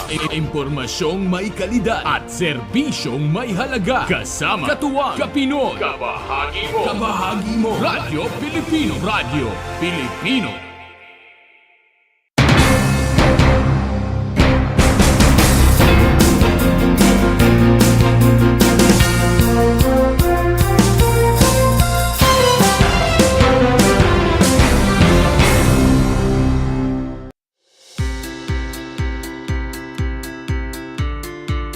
Upang matugunan ang mga kinakaharap na pagsubok ng mga guro at mag-aaral sa gitna ng kasalukuyang pandemya, nagsanib tulong sina Congressman Charlie Cojuangco ng unang distrito ng Tarlac, DEPED Region 3 Regional Director Dr. May B. Eclar at Tarlac Schools Division Superintendent Dr. Ronaldo Pozon para sa isang napapanahong proyekto na tinaguriang Project Shine, Aral TarlakHenyo.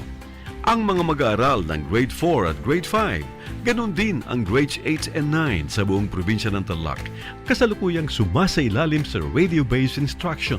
Katuwang ang himpilang DZTZ 828 kHz AM at RTV Tarlac, Channel 26. Ang Tarlac po nangunguna po ngayon pagdating po sa radio-based instruction. Marami pong humahanga sa atin. I'm very happy this station, itong DCTC, could reach the whole of Region 3. Hindi natin alam, we are contributing. We are creating a very big dent in the history of Philippine education. And I am proud. I am here in Tarlac. This is the noble cause of education in which you and I, without you knowing it, we are bound to do.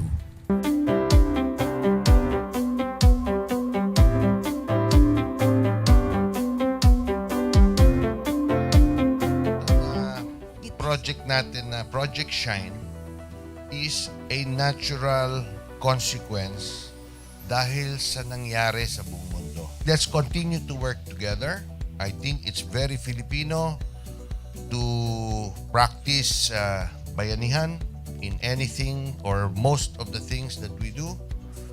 And this is a manifestation of that. No? We have private sector, we have DEPED, we have local government, all working together.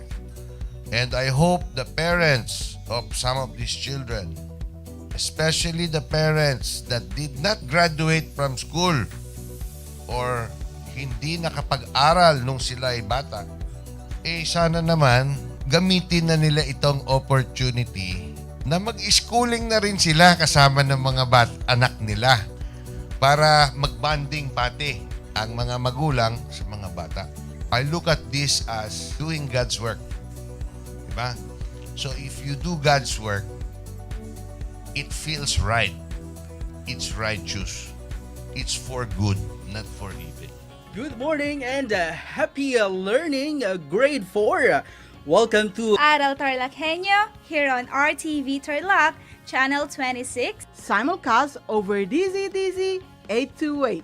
Radio Filipino Tarlac. I am Teacher Mercy Pacheco Bognot. This is Alistair Aidatu. I am Marie Josephine B. Andrade. I am Teacher Princess Marie M. Dueñas, and I will be your teacher broadcaster for today.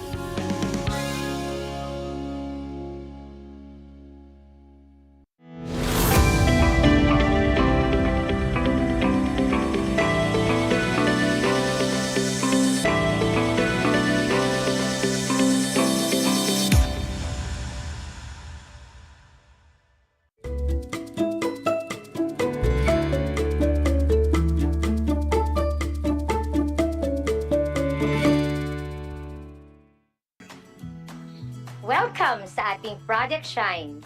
Aral TarlakHenyo ng Schools Division of Tarlac Province na kasalukuyang napapanood dito sa RTV Tarlac Channel 26 at sa mabayang napapakinggan sa 828 AM DZTC Radyo Pilipino Tarlac. Magandang buhay, mabuting tao. Kamusta na kayo mga ginigiliw naming tagapakinig?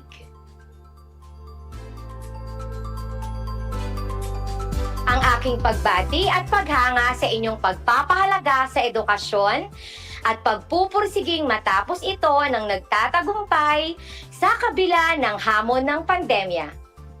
Ako ang inyong guro sa edukasyon sa pagpapakatao sa ikalimang baitang, Ginang Maria Lourdes M. Opeña, sumasayang papawid mula sa Mungkada, Tarlac. Nasasamahan at gagabayan ka sa pagkatuto. Most Essential Learning Competency na nakalalahok sa pangangampanya sa pagpapatupad ng mga batas pangkapayapaan para sa kabutihan ng lahat. Itiyak kong kayo ay handang-handa na sa ating bagong aralin. Mga anak, kayo ay inaasahang magiging alerto at listo sa anumang impormasyong magbibigay ng inspirasyon, pag-asa at aral sa buhay na huhubog sa inyo sa pagiging mabuting tao. Mga anak, naaalala niyo pa ba ang ating nakaraang aralin? Ang kasagutan ni Maria ay tungkol sa pakikilahok sa pagpapatupad ng mga batas pangkalusugan upang masigurado ang maganda at mabuting kalusugan ng lahat. Kung ang inyong sagot ay katulad ng naging kasagutan ni Maria, pagbati at paghanga sa inyong lahat. Mga anak, nais kong malaman kung naaalala niyo pa ba ang mga batas, programa at proyekto ng ating bansa na naglalayong pagbutihin ang kalusugan ng bawat isa. Laruin muna natin ang laro na tinatawag na fact or bluff. Sa bawat pangungusap na inyong mababasa at mapapakinggan, sabihin o sagutin ang fact kung ito ay nagpapahayag ng katotohanan at bluff naman kung hindi. Handa na ba kayo? Kung ganon, tayo ay magsimula na. Sa mga mag-aaral na nakasubaybay sa Facebook page ng RTV Tarlac Channel 26, maaari ninyong gamitin ang comment box para sa inyong mga kasagutan. Unang katanungan. Ang Department of Health ang ahensya ng na naatasang magsagawa at magpatupad ng mga batas at programa na naglalayong pagbutihin ang kalusugan ng mga mamamayan. Mga anak, fact na o bluff na? Ang kasagutan ni Pauline ay fact. Magkapareho ba kayo ng kasagutan? Kung ganon, kayo ay tunay na mahuhusay. Ang DOH ang pambansang ahensya na naatasang mamahala sa mga serbisyong pangkalusugan sa lahat ng sektor ng lipunan sa ating bansa. Ikalawang katanungan. Ang PhilHealth ay itinatag upang masigurado na lahat ng mamamayan ay mapagkakalooban ng may kalidad na mga pasilidad at serbisyong pangkalusugan. Mga anak, ano ang inyong kasagutan? Fact o bluff? Fact ba ang inyong sagot? Kung ganon ay binabati ko kayo. Isang napakagandang programa ng pamahalaan ang PhilHealth.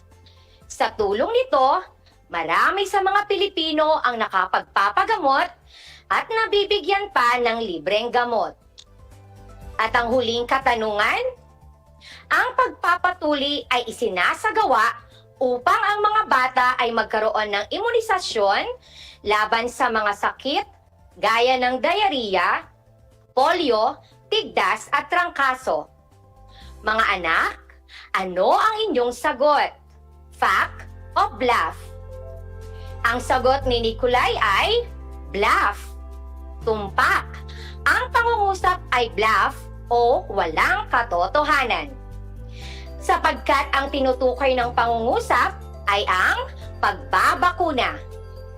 Upang maiwasan ang malubhang pagkakasakit ng mga bata, ang gobyerno ay nagsasagawa ng pagbabakuna. Kasama din sa programang ito ay ang pamamahagi ng mga bitamina gaya ng vitamin A, iron at iodine. Ang mga nabanggit ay ilan lamang sa mga programa at proyekto ng pamahalaan na naglalayong mabigyan ng serbisyong pangkalusugan ang mga Pilipino. Mga anak, handa na ba kayo sa ating bagong aralin? Naway kayo ay manatiling atentibo at alerto upang ang araw na ito ay maging araw na naman ng bagong kaalaman at karunungan. Sa umagang ito, atin namang pag-aaralan ang mga batas, programa at proyekto na pinapairal sa bansa sa pagpapanatili ng kapayapaan.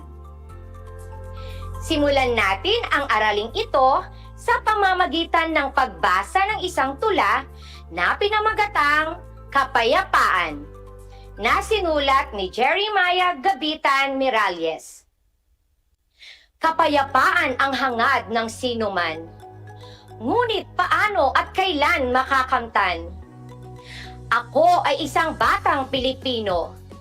Hangad ko'y kapayapaan at pagbabago. Dahil sa puot, galit, kasakiman, diskriminasyon, panlalait, pang-aabuso sa karapatan, hindi pagsunod sa alituntunin ng kinauukulan, ang mga dahilan ng kaguluhan. Maging mahinahon at matutong rumispeto. Makinig sa opinyon ng kapwa mo. Igalang ang mga karapatang pantao.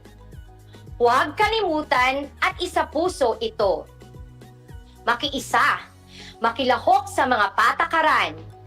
Sundin ang protokol para sa kaligtasan. Isapuso ang ipinatutupad ng mga batas nang makamit ang kapayapaang wagas. Mga anak, ano ang hangad ng isang bata sa tula?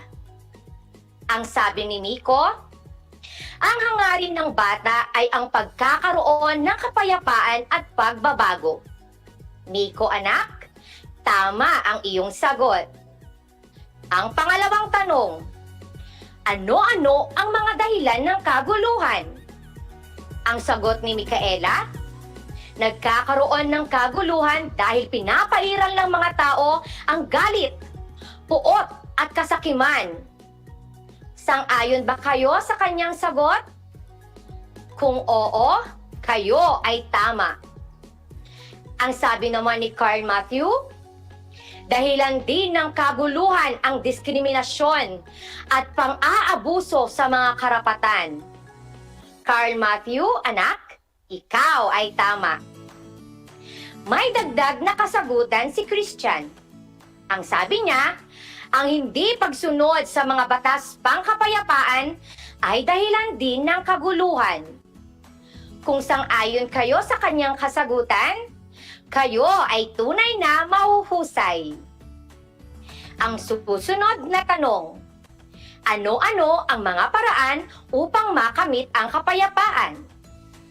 Ayon kay Divina, makakamit ang kapayapaan sa pamamagitan ng pagsunod sa mga batas at patakaran. Divina anak, tama ang iyong kasagutan. Ang sabi naman ni Liam, makakatulong din ang paggalang sa karapatan at pakikinig sa opinyon ng kapwa. Kung kayo ay may kaparehong sagot, kayo ay tunay na kahanga-hanga. Ang kapayapaan ay hangarin ng bawat pamahalaan at mamamayan. Walang sino man ang nais tumira sa isang lipunang puno ng kaguluhan, kaharasan at diskriminasyon. Bawat mamamayan ay may karapatang manirahan sa isang lugar na tahimik at payapa. Ayon sa Saligang Batas ng Pilipinas, Artikulo 2, Section 4, ang pangunahing tungkulin ng pamahalaan ay paglingkuran at pangalagaan ang sambayanan. Ibig sabihin nito, ang pagiging mapayapa ng bansa ang isa sa pangunahing responsibilidad ng isang pamayanan. Tungkulin nitong magpatupad ng mga batas, programa at proyekto na may kaugnayan sa pagpapanatili ng kapayapaan. Mga anak, ano-ano ang mga iba't ibang sangay ng pamahalaan na nangangalaga sa katahimikan, kaayusan at kalayaan ng ating bansa? Kung ang inyong sagot ay ang Department of National Defense, Armed Forces of the Philippines, Philippine National Police, at local government units, ay tama kayo. Mga anak, makinig ng mabuti upang malaman ninyo ang tungkulin ng mga ahensyang aking nabanggit. Ang Department of National Defense o ang Kagawaran ng Tanggulang Pambansa ay may misyon na maglaan at magpanatili ng seguridad, istabilidad, kapayapaan at kaayusang naaangkop sa pag-unlad ng ekonomiya at pambansang kaunlaran. Ibig sabihin, ang Department of National Defense ay responsable sa pagtatanggol mula sa mga panlabas at panloob na panganib sa kapayapaan at seguridad sa Pilipinas. Ang Armed Forces of the Philippines o ang hukbong sandatahan ng Pilipinas naman ang pangunahing tagapagtanggol ng Pilipinas. Tungkulin nitong ipagtanggol ang bansa sa sinumang magtatangkang manakop at magdala ng kaharasan sa ating bansa. Binubuo ito ng Hukbong Katihan o Philippine Army, Hukbong Dagat o Philippine Navy, at Hukbong Himpapawid o Philippine Air Force. Nariyan din ang Philippine National Police.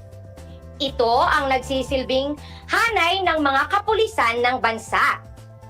Sila ay kaakibat at kaagapay ng mga lokal na pamahalaan sa pagsugpo sa mga krimen. Ang Philippine National Police ang naatasang magpatupad ng mga batas at ordinansa na may kaugnayan sa pagprotekta sa buhay at ari-arian ng mga mamamayan. Tungkulin din ng PNP ang imbestigahan at hadlangan ang mga krimen. May tungkulin din ang LGU o Local Government Units sa pagpapanatili ng kapayapaan. Ang lokal na pamahalaan ay isang maliit na pamahalaan na nagmula sa gobyerno at nasyonal na pamahalaan na may responsibilidad sa pagharap at pag-ayos ng lokal na problema. Tungkulin ng mga ito na magpatupad ng mga ordinansa sa mga nasasakupan upang mapanatili ang kapayapaan. Mayroon ding ipinapatupad na mga programa at proyekto sa bansa na naglalayong panatilihin ang kapayapaan sa bansa. Kagaya ng Laban kontra Droga, Curfew R, Payapa at Masaganang Pamayanan o PAMANA, at 1 Million Boys in the Philippines o OMVP. Ang Laban kontra Droga ay isang programa ng pamahalaan na pumupuksa sa paglaganap ng ipinagbabawal na gamot o droga sa bansa. Mga anak, ang ating buhay ay biyaya mula sa may kapal. Ito ay dapat igalang, ingatan at pangalagaan. Kaya, umiwas sa bisyo kagaya ng paninigarilyo, pag-inom ng alak, at paggamit ng droga. Sa pag-iwas sa bisyo, hindi mo lamang tinutulungan ang iyong sarili, kundi maging ang lipunang kinabibilangan ay natutulungan mo rin. Sa bawat barangay din ay mayroong ipinapatupad na Curfew R, lalong-lalo na ngayong may COVID-19. Ang curfew ay ang takdang oras o hudyat ng pagbabawal sa mga taong sibilyan na may edad na 18 pababa na lumabas sa kani-kanilang bahay. Layunin nito na pangalagaan ang kaligtasan at kapakanan ng mga mamamayan, lalong-lalo na ng mga kabataan. Layunin din nito na makontrol ang paglaganap ng krimen. Ang pamahalaan din ay may programa na tinatawag na pamana na nangangahulugan ng payapa at masaganang pamayanan. Ito ay nagsimula noong taong 2011 na naglalayong maghatid ng mga proyekto at programa sa mga pamayanang naapektuhan ng kaguluhan at kahirapan. Mayroon ding kampanya na tinatawag na OMVP o ang 1 Million Voices for Peace in the Philippines na inilunsad noong 2011. Ang OMVP ay naglalayong pagsamasamahin ang boses ng mga tao sa buong Pilipinas at maging ng mga tao sa ibang bansa upang ipahayag ang kanilang hangaring matapos ang pag-aaway-away at pagkanya-kanya sa bansa. Layunin ng OMVP na ang bansa ay maging payapa, patas at magkaroon ng mga komprehensibong solusyon sa mga suliraning pangkapayapaan. Lahat ng mga programa at proyektong ito ng ating pamahalaan ay magtatagumpay kung ang bawat mamamayan ay magkakaisa. Mga anak, laging tatandaan ang mga sumusunod na mahalagang konsepto ng ating aralin. Una, bilang isang tao, isa sa mga mahalagang karapatan natin ay ang mabuhay ng tahimik at payapa.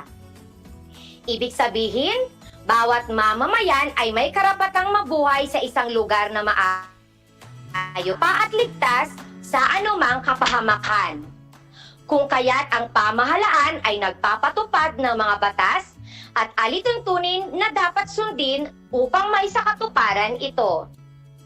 Ikalawa, inyong pakatandaan na ang pagbuo ng isang mapayapa at ligtas na lipunan ay hindi iisang madali ang trabaho. Hindi ito kakayanin ng iilang tao lamang. Ang bawat isa ay may mga tungkuling dapat gampanan upang magkaroon ng payapang lipunan. Ikatlo, maging huwaran sa mga kaibigan, kaklase, pamilya, at sa pamayanan ng kinangan sa pamamagitan ng paglahok sa mga gawain tungo sa pagkakaroon ng matiwasay at payapang pamayanan. Napakahalaga na nauunawaan ang mga batas, programa at proyekto na ipinapatupad. Maaaring sa inyong murang edad ay may limitasyon pa ang inyong magagawa. Ngunit sa simpleng pagbibigay paalala sa iyong mga kasama sa tahanan tungkol sa mga batas na ito ay malaking tulong na. Isang talakayan na naman ang malapit nang matapos. Ako ay masayang-masaya sa ipinapakita ninyong aktibong pakikibahagi sa ating aralin ngayong araw. Higit sa lahat, ang inyong pagmamahal sa edukasyon.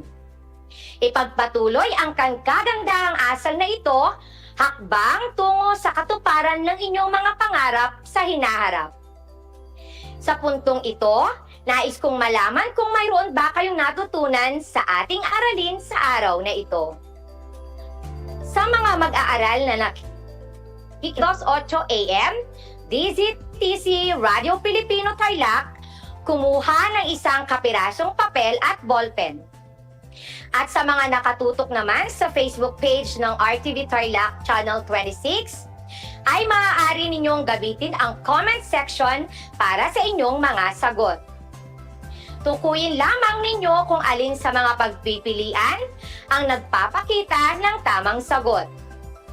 Unang katanungan: alin sa mga sumusunod na ahensya ang pangunahing lakas na tagapagtanggol ng bansa? A. PNP, B. AFP, C. DND, D. LGU. Ang sagot ni Justin ay letrang B. o ang Armed Forces of the Philippines? Binabati kita sapagkat tama ang iyong kasagutan. Ikalawang katanungan. Ang ahensyang ito ang kaakibat ng mga lokal na pamahalaan sa pagsugpo sa mga krimen at paghuli sa mga taong lumalabag sa batas. Ito ay ang A. PNP, B. AFP, C. DND, D. LGU. Kung ang inyong sagot ay letrang A o Philippine National Police, kayo ay tama. Ikatlong tanong.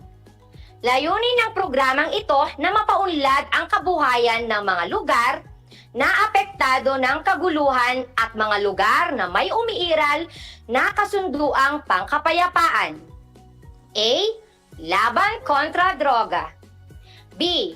Curfew R. C. OMVP. D. Pamana. Ang sagot ni Kian ay letrang D. Pamana. Pamana din ba ang inyong kasagutan? Kung ganon, tunay kayong mahuhusay. Ikaapat na katanungan. Ipinapatupad ang programang ito upang maiiwas ang mga kabataan sa masamang pakikipagbarkada, masamang bisyo at pagkasangkot sa mga krimen. A. Curfew R. B. OMVP. C. Clean and Green Program. D. Pamana. Kung ang inyong sagot ay letrang A o Curfew R, tanggapin ninyo ang aking pagbati. Ikalimang tanong. Alin sa mga sumusunod ang hindi nagpapakita ng pakikiisa sa mga programang pangkapayapaan? A. Pagsunod sa Curfew R na itinakda ng pamahalaan. B. Pagsunod sa mga batas trapiko. C. Pakikipagsabwatan sa mga magnanakaw. D. Sinuportahan ng mga mag-aaral ang programang Be a Buddy, Not a Bully ng kanilang paaralan. Ang sagot ni Crisel ay letrang C. Crisel, anak, ikaw ay tama. Tama iyon, mga anak. Huwag makipagsabwatan sa mga masasamang loob, katulad ng mga magnanakaw. Ano man ang ibigay nilang suhol sa inyo. Huwag maging instrumento upang lumaganap ang krimen sa lipunan. Binabati ko kayong lahat, mga anak, sapagkat natitiyak kong nakuha ninyong lahat ang tamang sagot ng ating pagsusulit. Mula sa akin, tanggapin ninyo ang mga salitang magaling at mahusay, mabuting tao. Mga anak, ako ay naghanda ng mga dalawang gawain at refleksyon sa inyong learning activity sheets. Inaasahan ko na ito ay inyong sasagutan ng buong sigasig at sa abot ng inyong makakaya. Sakali man na kailanganin ninyo ang patnubay ng inyong kapamilya at guro, huwag kayong mag-atubiling sila ay tawagan upang kayo ay magabayan ng tama. Naway ang inyong mga natutunan ay maging instrumento upang kayo ay maging makadiyos, makatao, makakalikasan at panalangin ko na anumang konsepto, higit lalo ang mga aral sa buhay na inyong natutunan sa araw na ito ay inyong maisa sa buhay sa araw-araw. Muli, ako ang inyong guro sa edukasyon sa pagpapakatao sa ikalimang baitang, Ginang Maria Lourdes M. Opeña, na nagpapaalala na piliing maging mabuting tao sa lahat ng panahon at pagkakataon. Hanggang sa muli!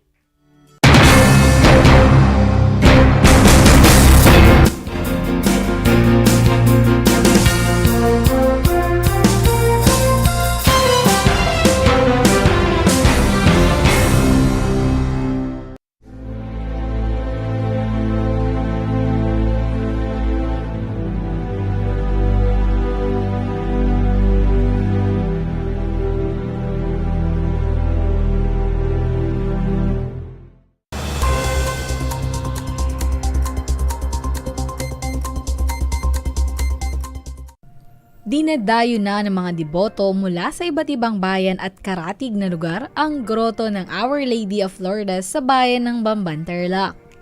Mayroon itong 168 steps patungo sa groto. Sa tuktok naman nito, matatagpuan ang 3 krus kung saan humihiling ang ilang mga deboto.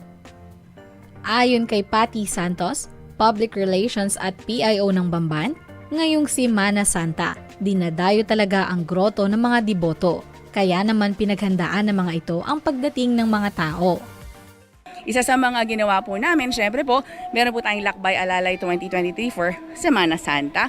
At yan naman po yung mga posts po natin along MacArthur. Kung sakali po may mga turista po tayo na papasok po dito sa ating bayan, sure po tayo na meron po nga alalay po sa kanila. For example po, may mga problema sa mga sasakyan o sa mga ruta kung saan ba patungo ang mga churches na gusto nilang puntahan po dito. Yun po ang ginawa natin. At the same time, dito po sa taas, meron pong 5 segments po yan ng stairs. So meron pong chance na makapagpahinga. At nandun po ang RHU natin. Magiging handa po sila by this coming Wednesday para naman po alalayan yung mga umaakyat po ng mga kababayan natin at mga turista. Syempre, di ba, alam naman natin sa panahon ngayon, summer, mainit. Kaya naman po we have to make sure po we are well hydrated at syempre, nakakapagpa-check din tayo ng BP natin parang lalong-lalo na sa mga senior citizens po natin. So yun po yung ilan sa mga basic safety tips po talaga na ibinibigay natin sa lahat ng mga dumarating dito. Dagdag pa rito, ibinahagi rin nito ang ilang mga hakbang na ginawa para sa pagsasaayos ng groto. So ito po ay isa sa mga pinupuntahan na daw at libo-libo talaga ang dumadating dito. Kaya naman hindi na po nag-atubili si Mayor Alice ko nung gusto niya po talaga is mabigyan ng maganda at maliwanag na hagdan ang mga kababayan natin. Kaya ang ginawa po niya, newly painted po yan, nag-trim po tayo ng ilang mga puno at we made sure din po yung mga basura o syempre yung mga kalat na hindi natin maiiwasan ay talagang nalinis natin bago pa man din dumating yung mga kababayan natin at ibang mga tao pa galing sa iba't ibang bayan po. Binanggit din nito ang ilan pang mga lugar na maaaring bisitahin ng mga turista at mga deboto. Sa mga nais po lumabas ngayong Holy Week para naman mag-explore at syempre i-practice pa rin po yung faith of Catholicism dito po sa ating bayan, ang Lourdes Grotto po ay matatagpuan. Dito po yan sa Barangay Lourdes, dito po yan sa Bamban. At kung gusto naman po ninyo magpunta sa iba't ibang mga churches, meron po tayong 3 ipinagmamalaki po na church para sa inyong bisita iglesia. Ito po ang Santo Niño Parish Church. Nandyan din po ang St. Michael Parish Church at also ang Our Lady of Guadalupe Parish Church. Diyan naman po yan sa Dapdap. So marami pong pwedeng puntahan. Sigurado pong handa po kami, handa po ang bayan ng Bamban at si Mayor Alice na alagaan po kayo. At kung meron po kayong ilang mga problema, suwestyon, ang Municipality of Bamban is always open to everyone. Ayon sa ilang mga turista, para sa kanila, fulfilling ang pag-akyat sa groto dahil sumasalamin ito sa buhay ng tao. Masaya po. Alam mo yung parang buhay na kahit gaano kahirap yung yung pag-aakyat kasi ang hirap, parang pagod na pagod ka, parang minsan gusto mong sumuko pero ipupush mo tapos pagdating sa taas mararamdaman mo yung saya na lahat ng hirap mo may kapalit na tagumpay. Ayon sa mga ito, malaki na ang pinagbago ng groto. Mahirap po siyang akyatin before kasi hindi pa siya nakasemento. Minsan po para ka nang madudulas, ganyan. Ngayon talagang kahit sino pwedeng maakyat. Parang nakasalubong po namin kanina, matanda, nakaakyat po kasi maganda na yung daanan po. Binanggit din ng mga ito kung bakit tuwing Holy Week ay bumabalik ang mga ito. Second time ko pa lang po dito. Last year po nagpunta po ako. Then may pinag-pray po ako, nagkatotoo. Sabi ko, babalik po ako. Kaya nandito ulit. May kasabihan dito na parang natutupad daw yung mga mga wish or prayers. Nagmimilagro. Nung mga pupunta po. Oo, yun yung sabi nila. Siyempre, di na masamang maniwala, sabi nga nila. Ang groto ng Our Lady of Lourdes sa bayan ng Bamban, Tarlac ay isa sa mga dinadayo ng mga deboto tuwing Holy Week upang humiling at magpasalamat. Kaugnay nito, nagpaabot naman ng tulong pinansyal, itlog at mga biskwit si Bamban Mayor Alice Go sa kanyang pag-ikot at pagbisita sa 61 na puni o pabasa sa bayan. Para sa RTV Tarlac, Channel 26, ako si Jam Torio, nagbabalita.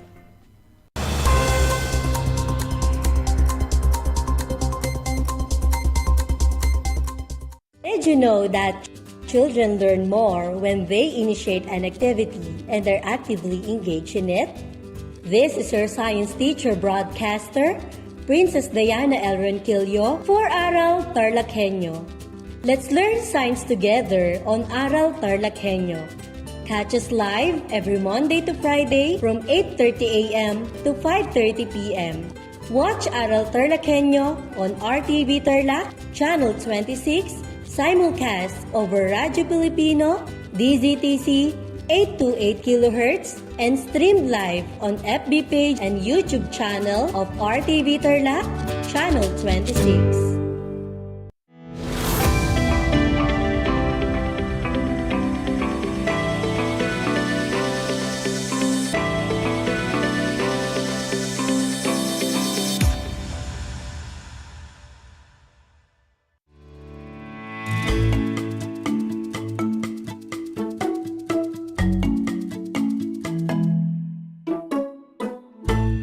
Good morning, my dear young scientists. Welcome to Aral TarlakHenyo, here on RTV Tarlac Channel 26, simulcast over DCTC 828 AM Radyo Pilipino Tarlac, broadcasting live here at Pura Tarlac. This is Adora A. Pascua, your teacher broadcaster for Science Grade 5. We are almost done with our fight against COVID-19. And thanks God for in this battle, we are the champion. Thankful also that the chance for schools to open is now a reality. But to deliver lesson via distance learning never stops. That's why I am with you again today, my dear learners. I would like to invite you again to join me in a 25-minute learning experience at home. At this point, I want you to get your modules in science. Be sure you have with you also your pen and notebook so that you may take down some notes to remember as we go along with the lesson. Are you ready with your materials now? Great! Please find a place where you are most comfortable, away from distractions, so that you can concentrate and focus your attention to our lesson while listening and watching to this program. Before we proceed with our new lesson, let us have a review on your previous lesson. Do you still remember our topic last episode? What an excellent memory you have.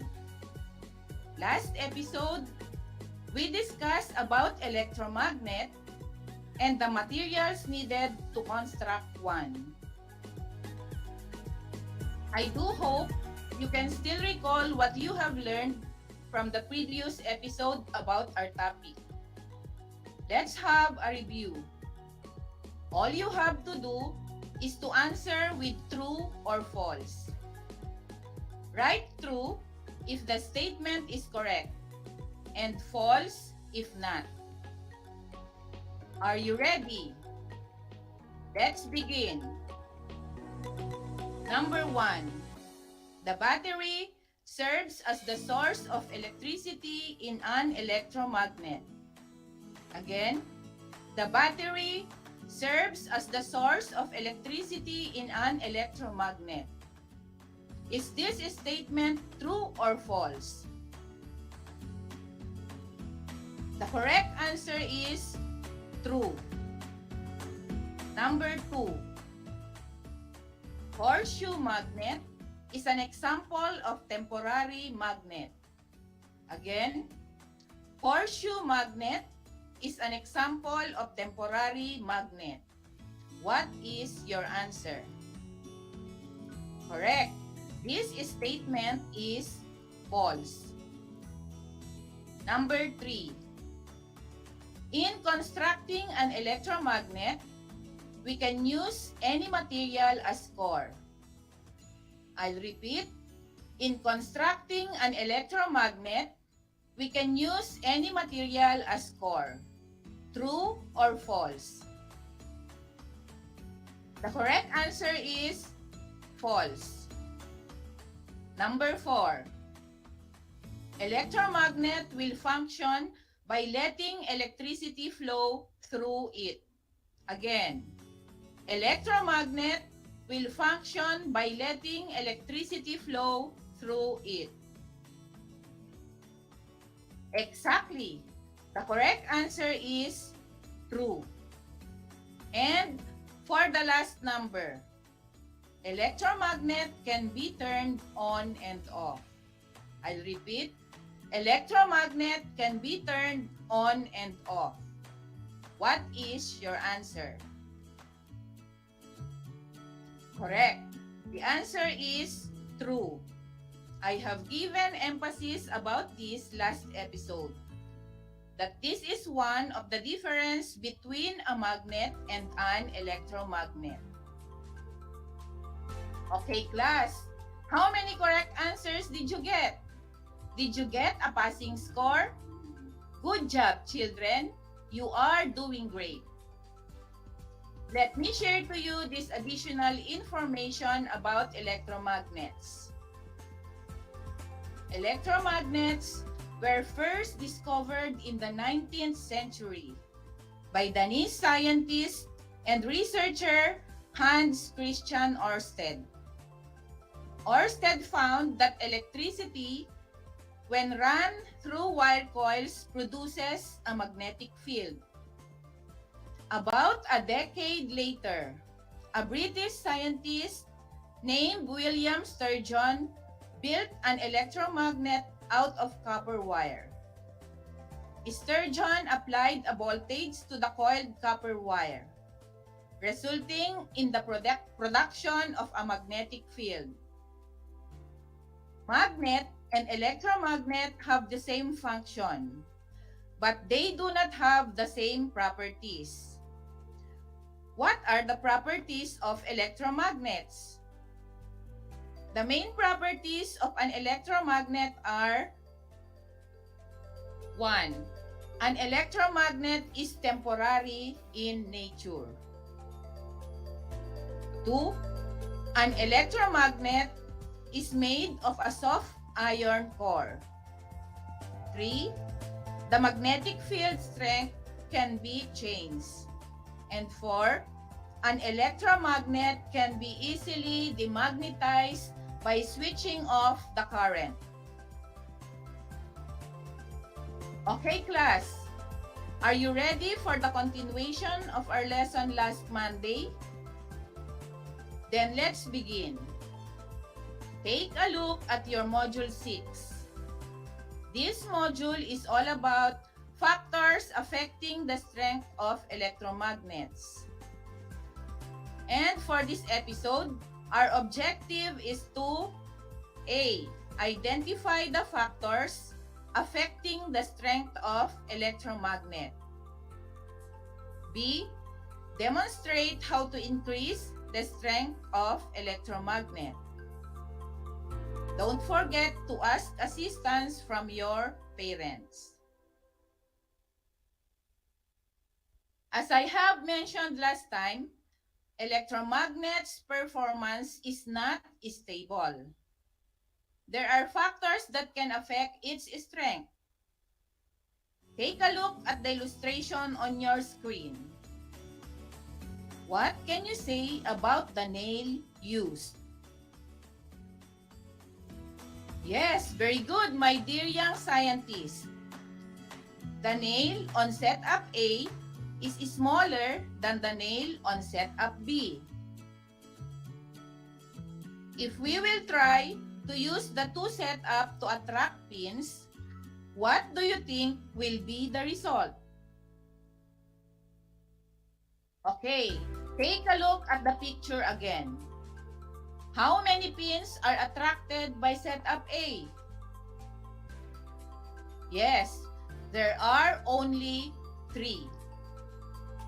How about setup B? As you can see, there are 6 pins attracted on setup B. What does this picture tells us? You've got an amazing analytical ability, children. The nail in the electromagnet serves as the core, and it is made clear to us that the material used as core has something to do with its performance.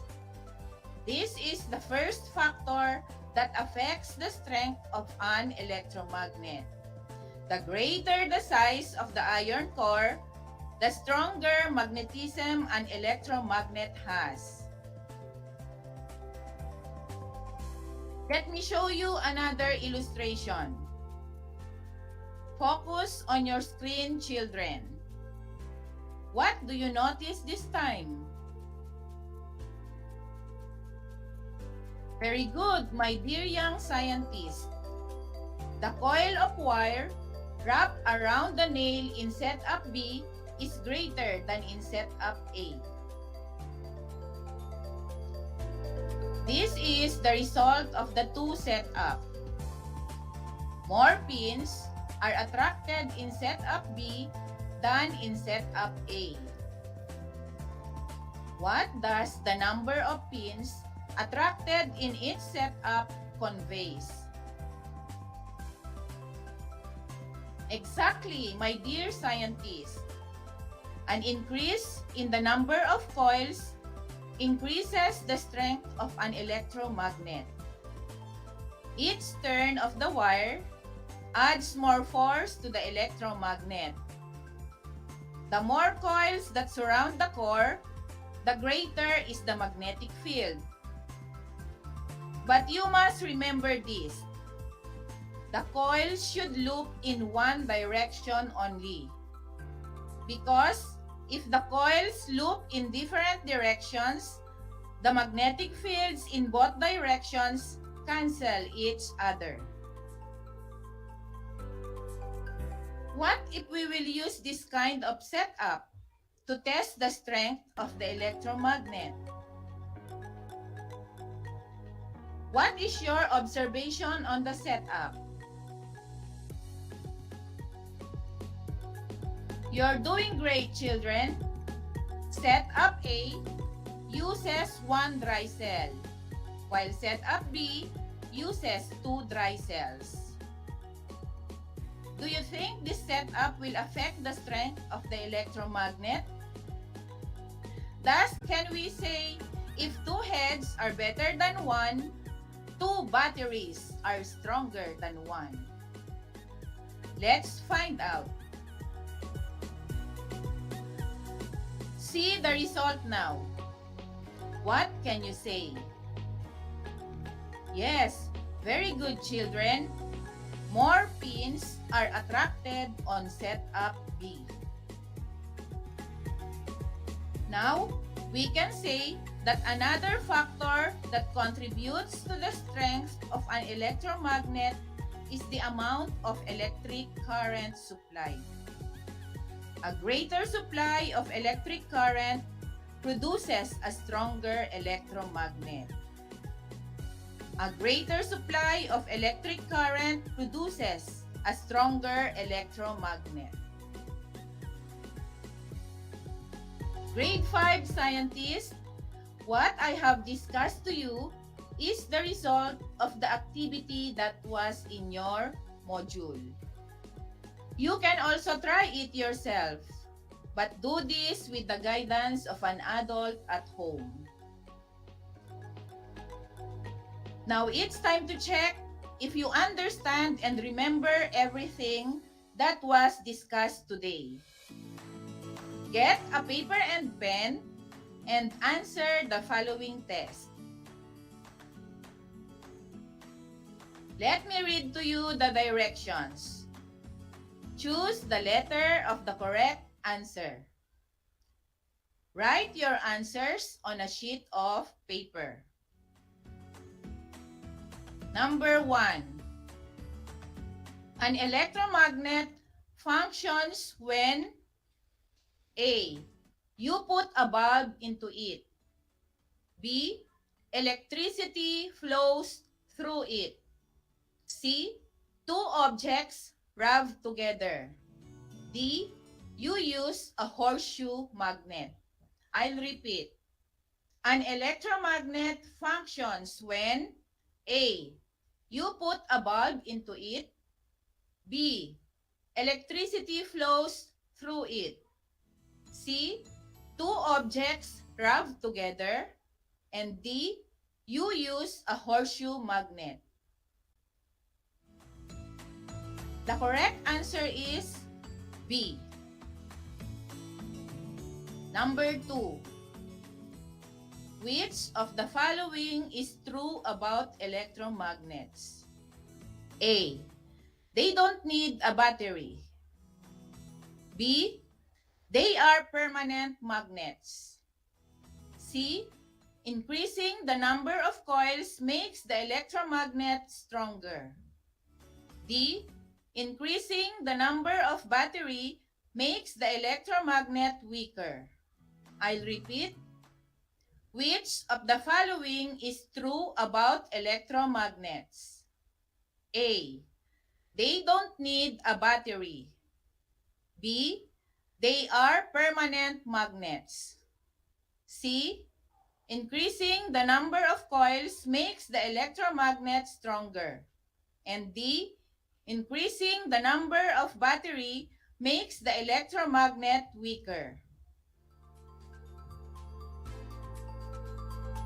Letter C is the correct answer. Number 3.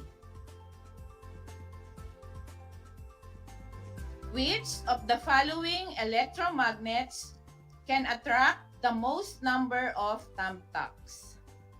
A. 1 with 10 coils. B. 1 with 20 coils. C. 1 with 25 coils. Or D. 1 with 30 coils. I'll repeat. Which of the following electromagnets can attract the most number of thumbtacks? A. 1 with 10 coils. B. 1 with 20 coils. C. 1 with 25 coils. And D. 1 with 30 coils. The answer is B. 1 with 30 coils.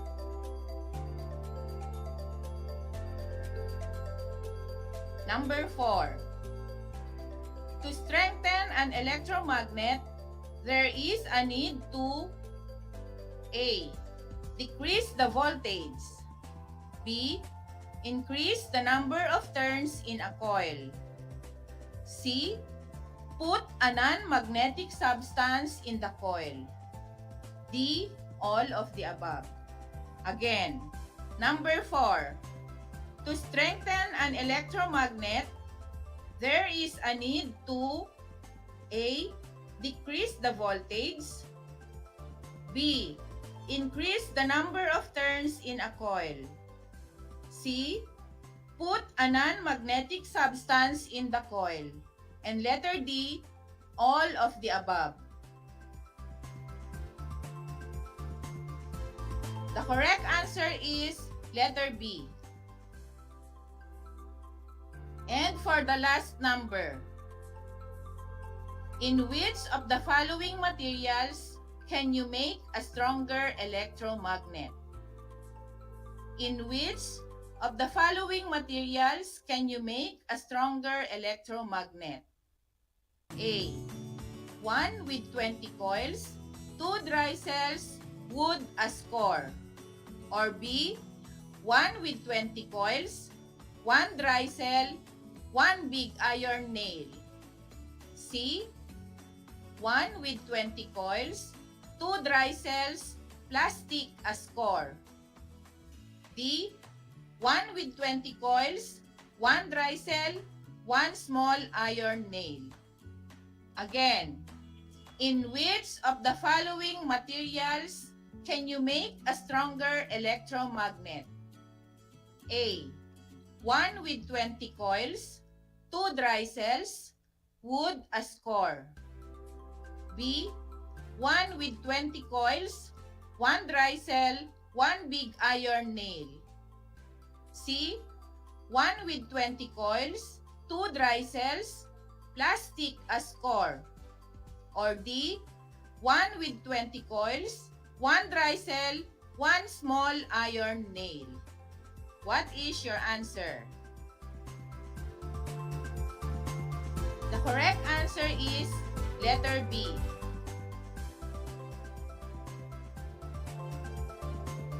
Okay, children, how's the result of your test?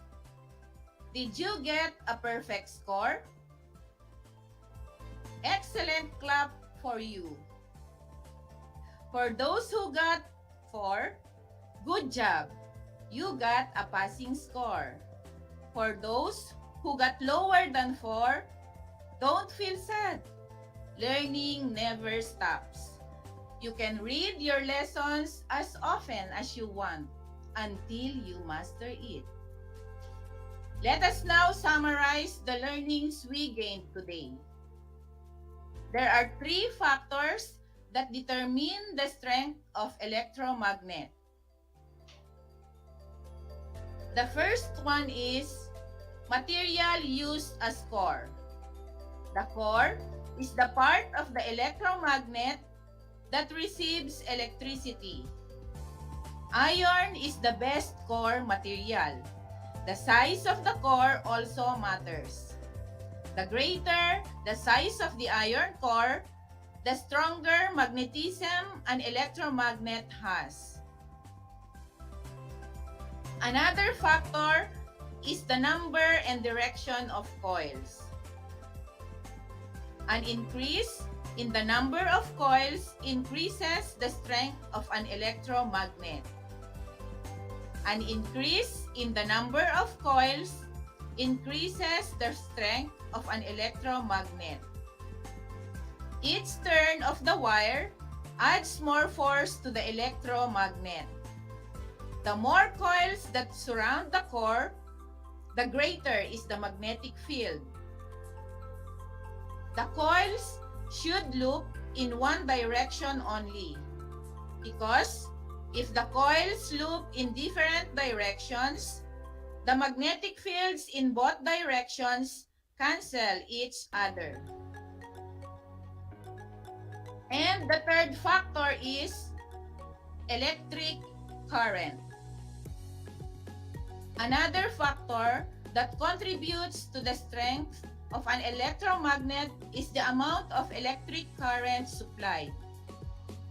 Another factor that contributes to the strength of an electromagnet is the amount of electric current supplied.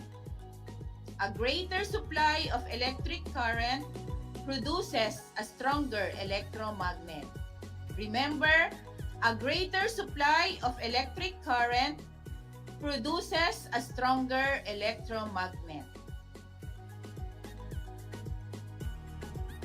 And for your assignment, memorize the factors that affects the strength of electromagnet. Got it, kids? Your assignment is memorize the factors that affects the strength of an electromagnet.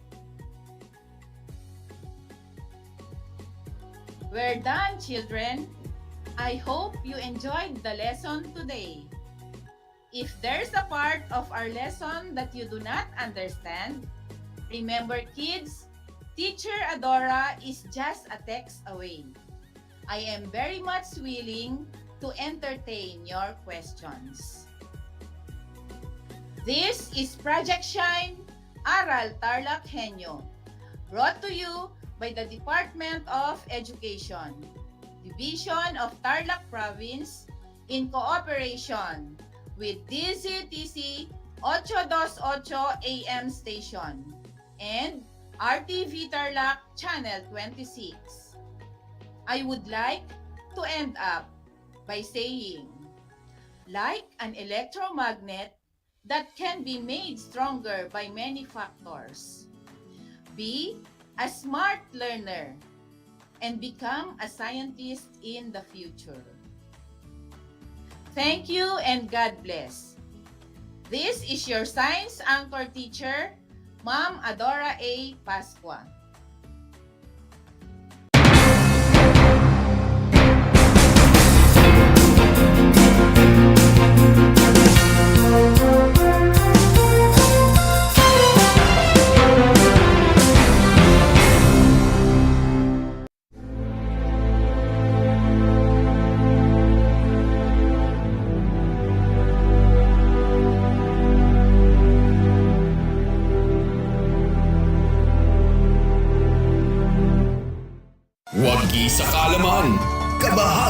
sa kaligtasan. Nga nasa karaman kaparte sa seguridad. Analo at kakapatan, kabiyangan at kilalaban.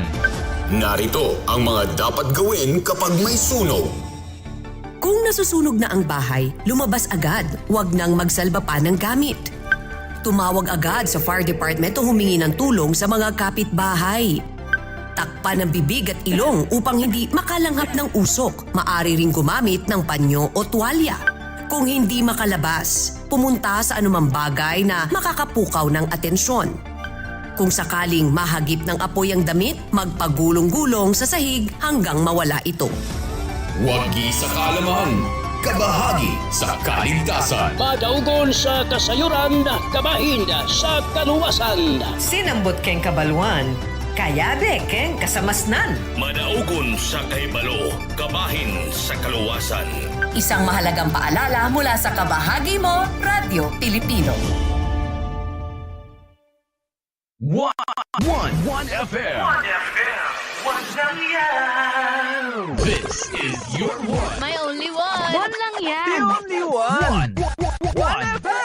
96.1 Tarlac, 98.3 Lucena, 88.3 Legazpi, 96.1 Surigao, 95.9 Butuan, 92.1 Mindoro, 96.7 Tacloban, 99.3 Baler, 95.1 Puerto Princesa, Palawan.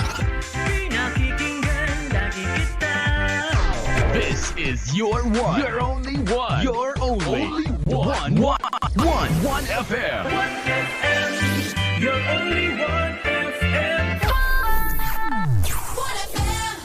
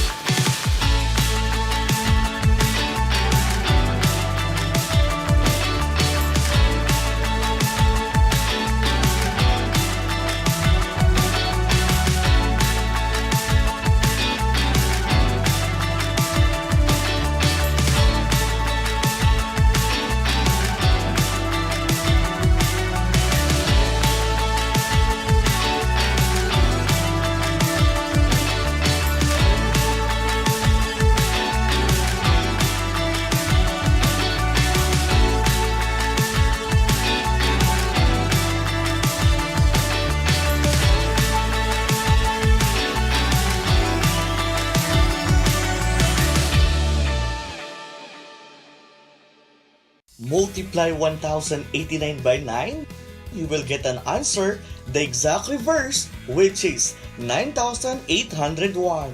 My name is JRP Duldulao, your teacher broadcaster on Aral TarlakHenyo. For more math trivia and answers to your math questions, catch Aral TarlakHenyo every Monday to Friday from 8:30 a.m. to 5:30 p.m. Learning math is so much fun!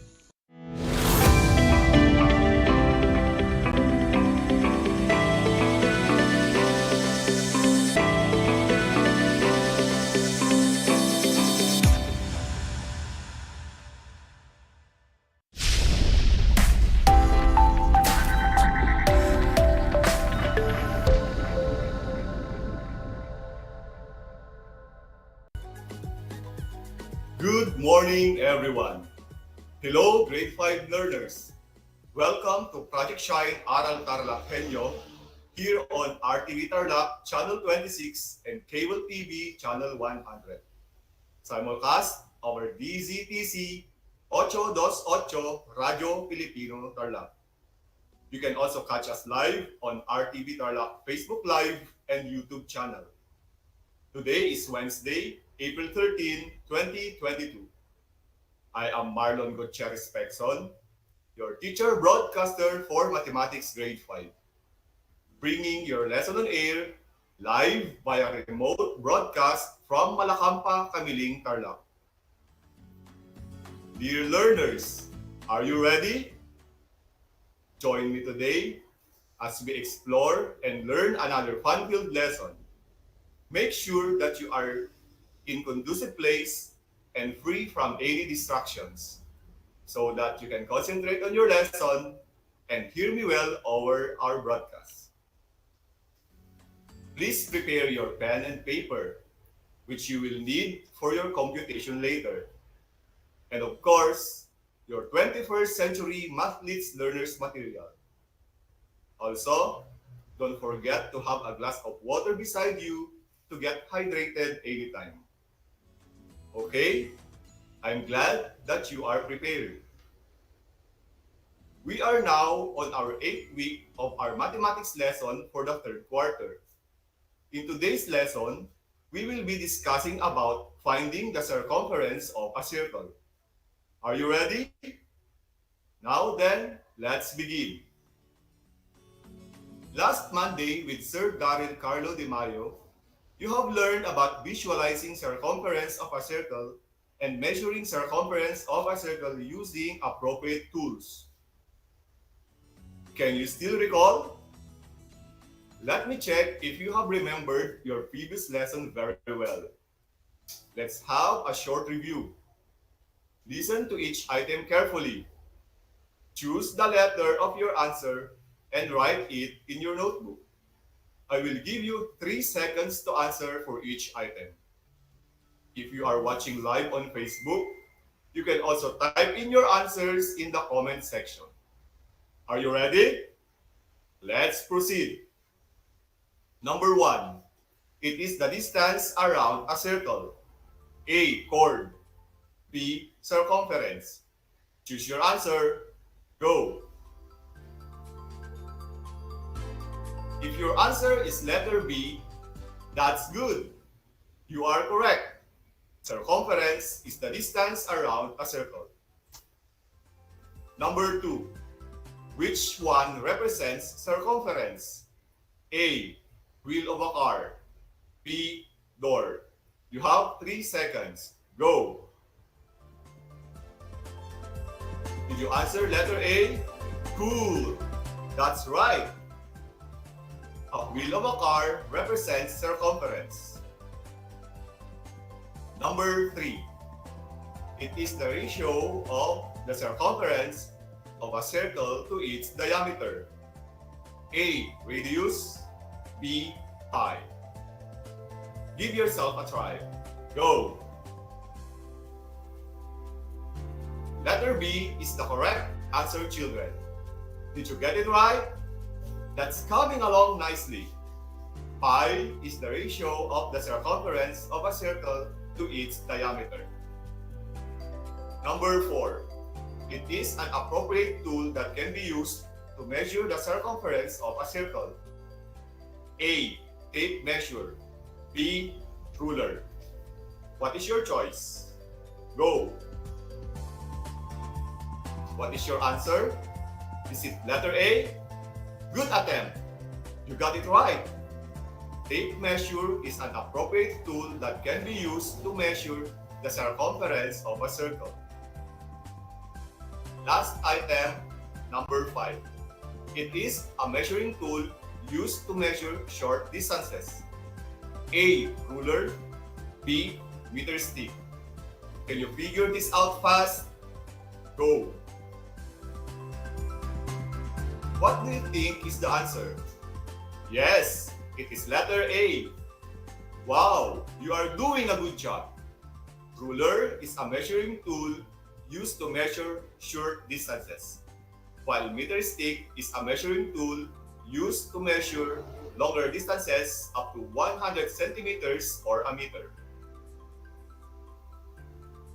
Well done, grade 5 learners. You are now ready for our new lesson.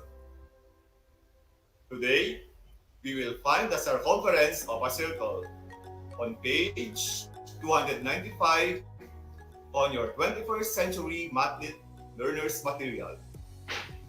You have learned in your previous lessons the idea of circumference and the tools to measure the circumference. Like other figure, we can also determine the distance around the circle using some formulas. What are the formulas that we can use to come up with the distance around the circle? Let's find out in this session. Circumference is the distance around the circle.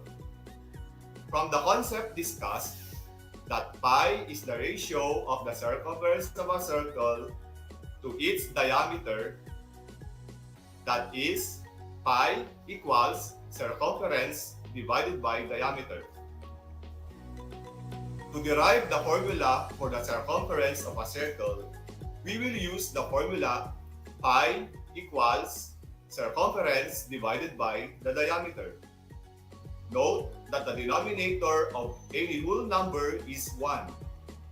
Cross multiply. Hence, circumference times 1 equals 1c. And pi times diameter equals pi d. So, the equation is now 1c equals pi d. Or just c equals pi d. Therefore, circumference equals pi times diameter. This is our formula number 1. Great discovery, right? Since we know that the measurement of the diameter is twice the radius, that is, diameter equals 2 times radius, we can now state that circumference equals pi times 2 times radius, or circumference equals 2 times pi times radius, because multiplication is commutative. This is formula number 2. Nice going! Now that we have understood the concepts involving circumference, we are ready to find the circumference of any circle and problems involving it. Open your 21st Century Mathletes Learners Material on page 296. Are you ready?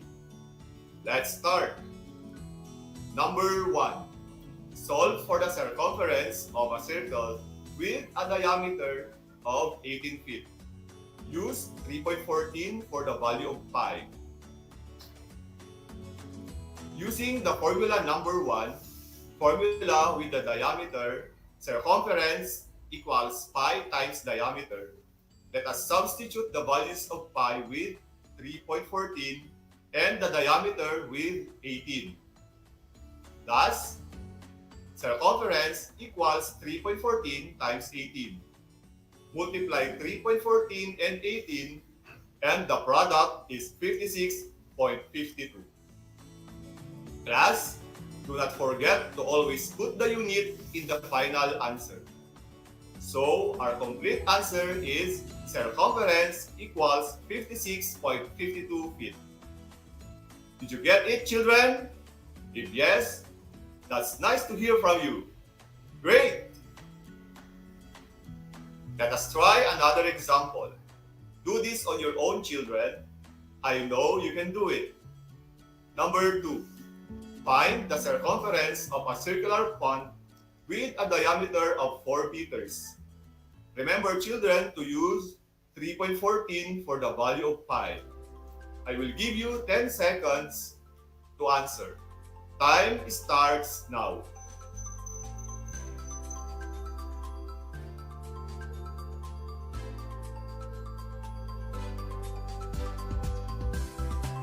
Time is up.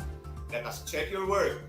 Again, using the formula with the diameter, circumference equals pi times diameter. Let us substitute the values of pi with 3.14 and d with 4 meters. Thus, circumference equals 3.14 times 4 meters. Multiply 3.14 and 4, and the product is 12.56 meters. If you have the same answer as mine, then that's a good start. Keep up the good work. Let us proceed with another example. Number 3. What is the circumference of a circle if the radius is 5 inches? In this example, we will now use the formula number 2. Formula with the radius. Circumference equals pi times 2 times radius. Let us substitute the values of pi with 3.14 and the radius with 5 inches. Thus, circumference equals 3.14 times open parenthesis 2 times 5 inches close parenthesis. Therefore, circumference equals 3.14 times 10 inches. So, circumference equals 31.40 inches. How about that, children? Can you follow? If yes, that's a pleasure to know. You are on the right track. I'm excited to know if you could solve this another example. Number 4. A bicycle tire has a radius of 40 centimeters. What is its circumference? I will give you 15 seconds to solve. Time starts now.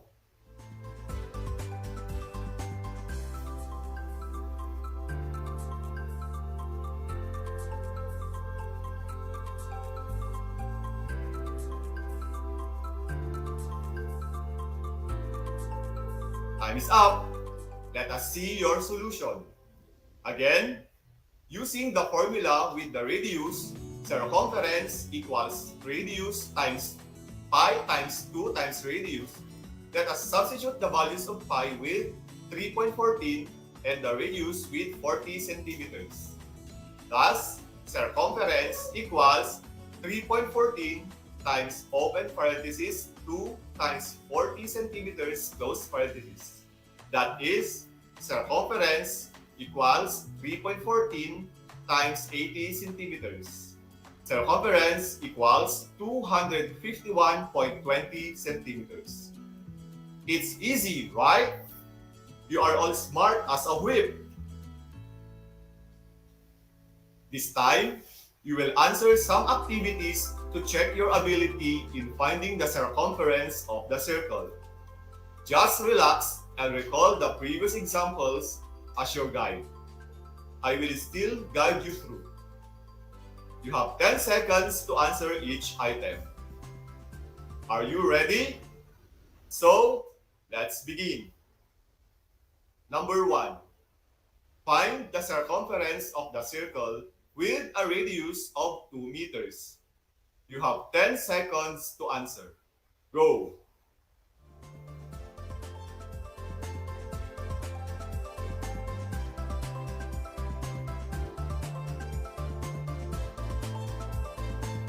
Time is up. Since the radius of the circle is given, we use the formula circumference equals pi times 2 times radius. Solution. Substitute the values of pi, which is 3.14, and the radius 2 meters to the formula. Hence, circumference equals 3.14 times open parenthesis 2 times 2 meters close parenthesis. That is, circumference equals 3.14 times 4 meters. Circumference equals 12.56 meters. Can you follow, kids? Impressive! We are now moving on to the next item. Number 2. The diameter of a circle is 16 centimeters. What is its circumference? You can do it, children. Your 10 seconds start now.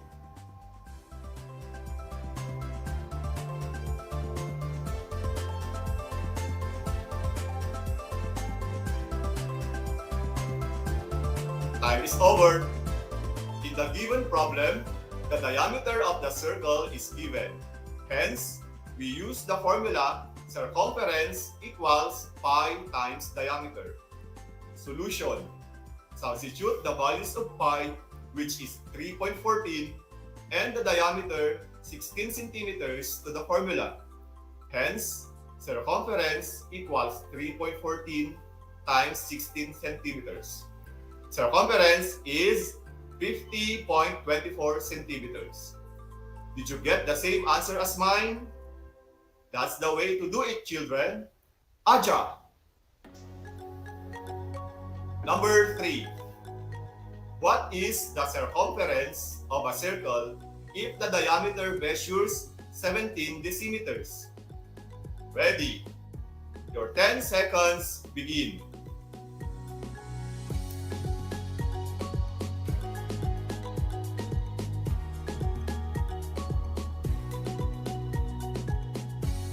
Your timer has stopped. Again, the given in the problem is the diameter. Therefore, we use the formula circumference equals pi times diameter. Solution.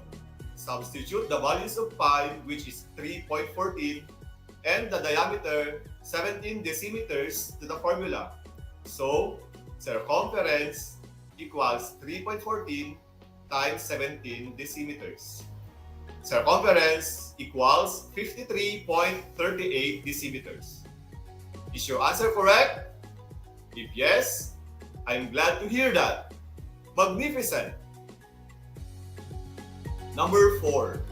What will be the circumference of a circular object with a radius of 8 centimeters?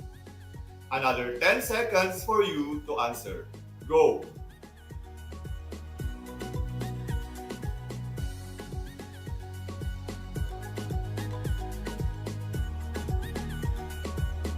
Time freeze. The given in the problem is the radius, which is 8 centimeters. We will use the formula circumference equals pi times 2 times radius. Solution. Substitute the values of pi, which is 3.14, and the radius 8 centimeters to the formula. Circumference equals 3.14 times open parenthesis 2 times 8 centimeters close parenthesis. Circumference equals 3.14 times 16 centimeters. Circumference is equal to 50.24 centimeters. I hope you got the correct answer, children. Hooray! Last item, number 5. What is the circumference of a circle whose radius is 15 kilometers? You have 10 seconds to come up with your answer. Go!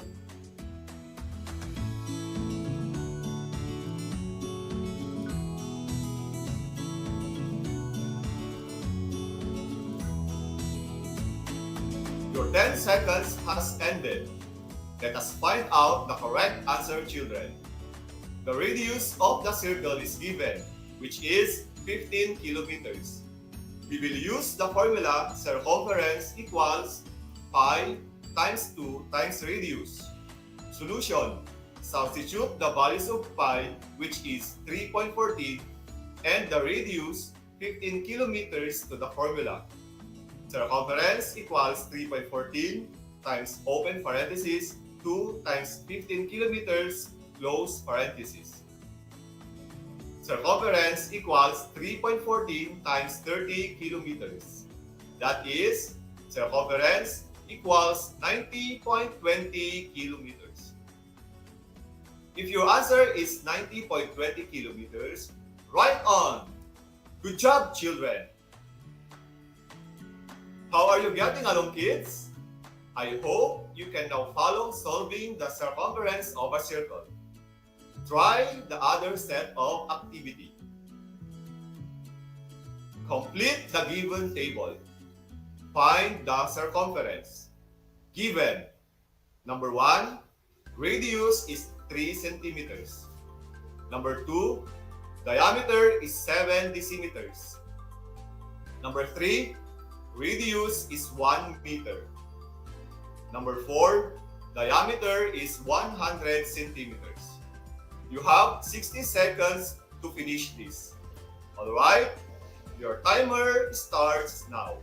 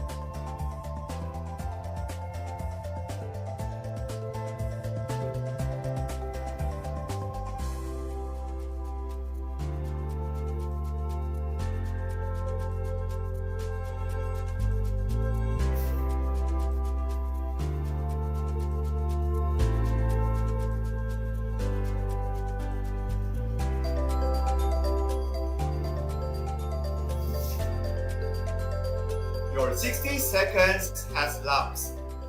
Let us reveal the correct answers. In number 1, the circumference is 18.84 centimeters. Number 2, the answer is 21.98 decimeters. Number 3, 6.28 meters is the result. And in number 4, 314 centimeters is the correct response. Did you get all the correct answers, children? If yes, give yourselves a hug. And if no, you can still make it up in the other activities. You've got what it takes, children.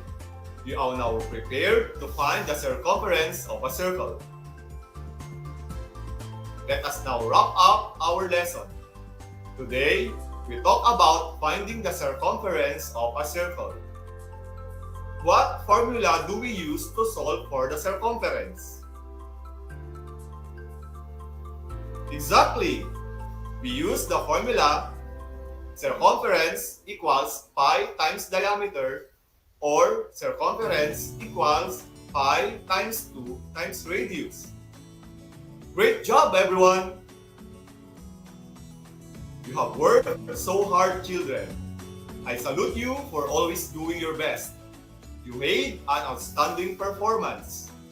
But wait, we are not yet done, children. I still have something for you to do. This will be your assigned task after our broadcast. Answer the other items on your 21st century Mathletes Learners Material in Evaluate A and B. Numbers 1 to 5, pages 300 to 301.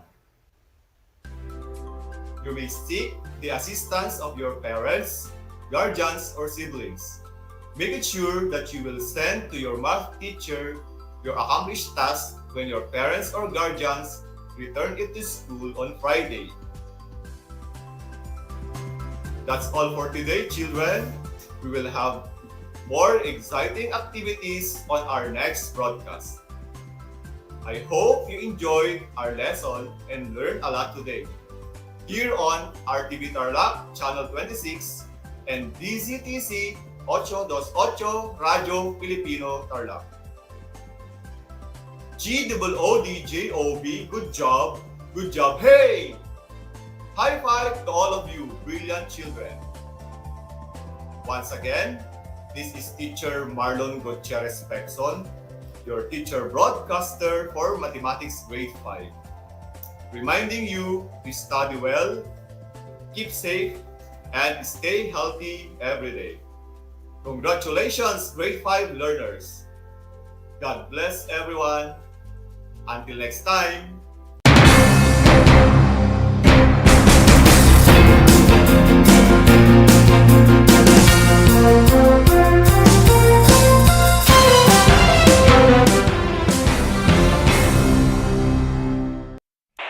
Bahagi mo Radyo Pilipino saan mang bahagi ng Pilipinas, saan mang bahagi ng mundo, anumang uri ng pamumuhay. Ito ang Kabahagi Mo Radyo Pilipino, napapakinggan on air and online sa buong mundo sa pamamagitan ng www.radiopilipino.com.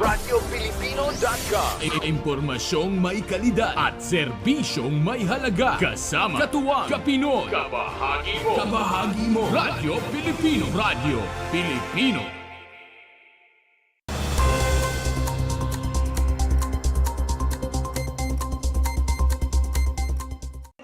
Your Miss Paniki 2023 is Candidate number 11, Kayeli Cortez of Abogado! Kinoronahan na kamakailan ang bagong Miss Paniki 2023 na si Miss Kayni Cortez sa Paniki Public Auditorium, kung saan host ng Coronation Night si Miss World 2013 Megan Yang at actor at asawa nitong si Micael Daes. Ang 21 years old na tubong barangay abogado Paniki Tarlac ay hindi maipaliwanag ang kanyang nararamdaman dahil sa pagkapanalo. I feel overwhelmed po kasi dream ko po talaga na magkaroon ng crown ng Miss Paniki. Dagdag pa nito, ginawa nito ang lahat ng kanyang makakaya. Kasi I did my best, I gave all my best po for this pageant. Ibinahagi rin nito ang napili nitong advocacy at kung bakit. My advocacy po is all about youth empowerment because I still believe na ang kabataan ng pag-asa ng bayan. Ipinahayag naman ni Paniki Mayor Max Rojas ang kanyang papuri para sa mga kandidata. Nakita ko talaga yung pagpapractice nila, nag-effort sila para sa laban nila bilang kandidata ng Miss Paniki 2023. Ngayon, nakita ko talagang nagpursige sila. Napakaganda lahat ng kanilang sinabi. Kaya binabati ko ang mga kandidata na nanalo. Pinuri rin ni Vice Mayor Aida Ben Rojas ang performance ng mga candidates at pinasalamatan ang lahat ng sumuporta. Yung mga candidates namin napakagagaling at napakaganda po nila. Yung mga nanalo, sobrang deserving po nila. Even yung mga hindi man pinalad, magagaling din po sila. Kaya yung alam namin yung mga judges na hirapan mamili kung sino yung talagang mananalo. Ako po nagpapasalamat po sa mga kababayan namin na sumuporta ngayon, sa mga magulang ng mga candidates po natin, sa lahat po ng mga kababayan ko kahit na nanood sa live. Marami pong nanood sa live, nagpapasalamat din po ako. Ayon naman kay Benz Obsena, Tourism Chairman ng Bayan ng Paniki, napakaganda ng mga advokasya ng mga kandidata. Actually, yung mga advocacy nila is magaganda para sa bayan ng Paniki. Narinig naman natin kanina doon sa kanilang mga ibinigay na sagot na puno ito ng inspirasyon mula sa kanilang mga sariling ipinagdaanan at ganoon na rin na doon sa kakayanan nila bilang isang babae. Dahil we are celebrating Women's Month, maganda yung ipinakita nilang mga advokasya para sa ating mga kababayan. At we are looking forward na yung mga advokasya nila malaki ang maitutulong ng pamahalaang bayan ng Paniki. Nang sa ganon maging makatotohanan ito hindi lamang sa mga kababaihan kundi sa lahat ng mamamayang Panikenyo dito sa ating bayan. Ang mga nagwagi sa ginanap na Miss Paniki 2023 ay mag-uuwi ng kani-kanilang mga premyo mula sa iba't ibang sponsors. Dumalo naman sa Coronation Night si Tarlac 1st District Congressman Jaime Coangco at iba pang mga VIPs at LGU officials. Kabilang din sa naging judges ng Miss Paniki 2023 ay si Miss Claudia D. Coangco, presidente ng Radyo Pilipino Media Group at iba pang mga kilalang personalidad. Ang ginanap na Miss Paniki 2023 ay isa sa mga pinaka-inaabangan ng mga residente bilang parte ng selebrasyon ng kapistahan ng bayan. Para sa RTV Tarlac Channel 26, ako si Jam Torio, nagbabalita.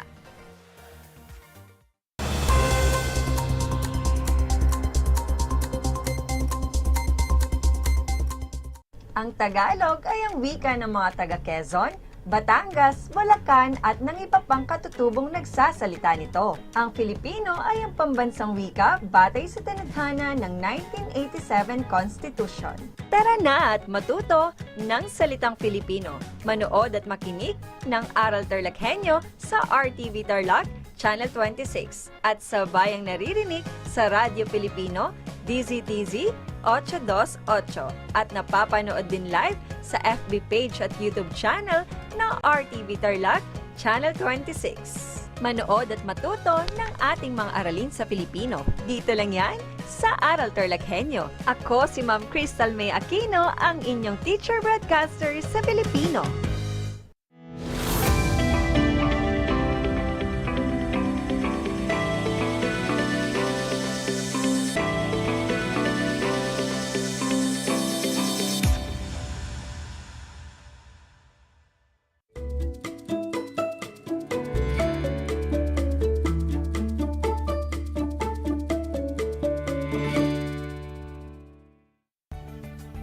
Magandang tanghali sa mga magigiliw naming mag-aaral sa ikalimang baitang.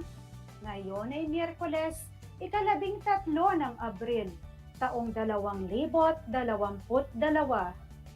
Halina at matuto sa ating Project Shine Aral TarlakHenyo mula sa RTV Tarlac Channel 26 at sa sabayang naririnig sa DZTC 828 Radyo Pilipino Tarlac at mapapanood din ito sa Facebook Live ng RTV Channel 26.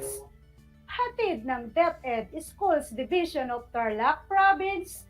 Kaway-kaway, ako ang inyong teacher broadcaster, Ginang Pamela S. Marstela ng Banaba Elementary School, Bamban West District, na maghahatid sa inyo ng bago at makabuluhang kaalaman sa Pilipino ng ika-5 baitang.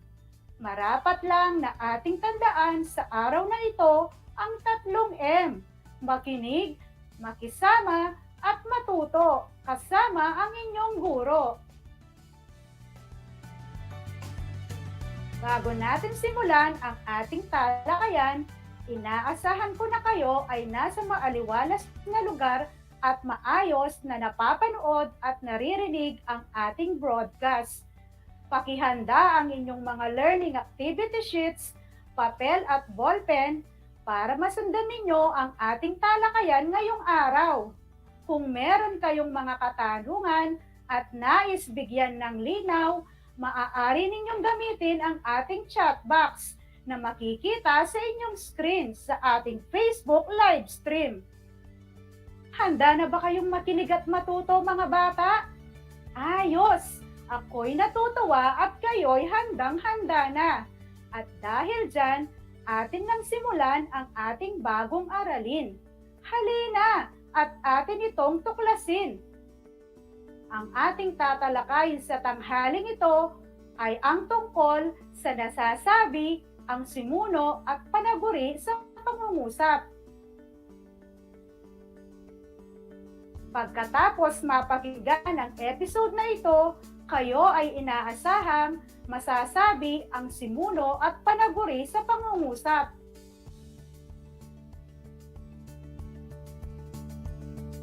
Bago tayo dumako sa ating bagong aralin, magbalik-aral muna tayo. Mga bata, naaalala pa ba ninyo ang ating nakaraang aralin? Mahusay! Ang ating nakaraang aralin ay tungkol sa pangungusap. Natatandaan nyo pa ba kung ano ang pangungusap? Magaling! Ang pangungusap ay salita o lipon ng mga salita na may paksa at panaguri at nagsasaad ng malinaw na diwa. Ito rin ay nagsisimula sa malaking letra at nagtatapos sa tamang bantas. Ang di pangungusap naman ay mga salitang hindi buo ang mensahe. Ito ay hindi rin nagsisimula sa malaking titik at walang bantas sa hulihan. Tukuyin nga natin itong maikling gawain. Kung natatandaan nyo pa kung ano ang pangungusap, isulat o i-type nyo lamang sa ating Facebook live chat box kung ang mga sumusunod ay pangungusap P o di pangungusap DP. Handa na ba kayo? Babasahin ko ng 2 beses ang mga katanungan. Simulan na natin. Una, maagang umalis si nanay para mamalengke. Maagang umalis si nanay para mamalengke. Tama, ito ay P o pangungusap. Pangalawa, nagdilig ng halaman. Nagdilig ng halaman.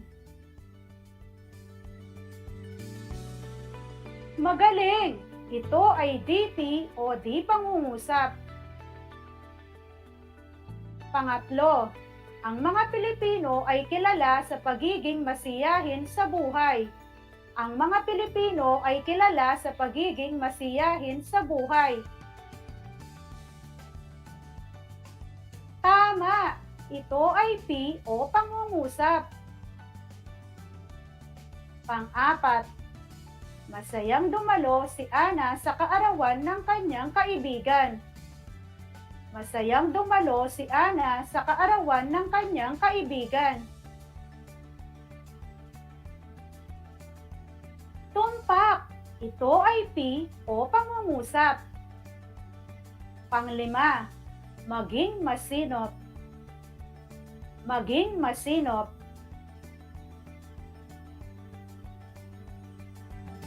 Napakahusay, ito ay DP o di pangungusap. Nakatutuwa at napakahusay niyo na agad sa pagtukoy ng pangungusap at di pangungusap. Natitiyak ko na kayang-kaya na ring sumulat ng wastong pangungusap. Kaya naman ay dumako na tayo sa ating susunod na aralin. Ngayon ay ating tatalakayin ang simuno at panaguri sa pangungusap.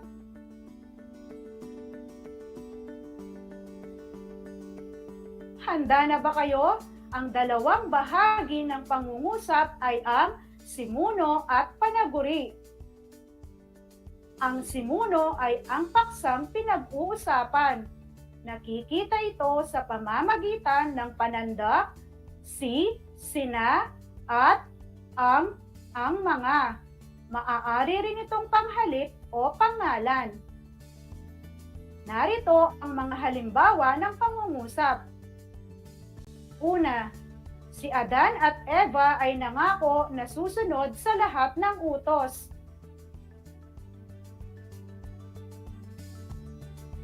Ang simuno sa pangungusap ay ang nakasalungguhit na si Adan at Eva dahil ito ay ang paksang pinag-uusapan. Pangalawa, ang halamanan ng Eden ay napapaligiran ng iba't ibang uri ng halaman.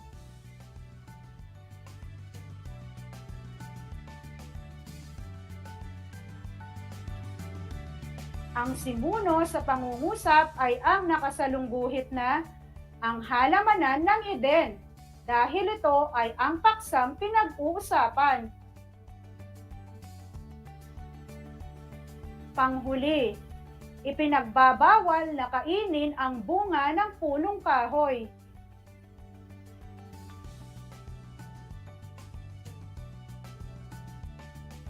Ang simuno sa pangungusap ay ang nakasalungguhit na ang bunga ng punong kahoy dahil ito ay ang paksang pinag-uusapan. Tandaan, ang simuno ay hindi palaging nasa unahan matatagpuan. Maaari rin itong matagpuan sa hulihan ng pangungusap.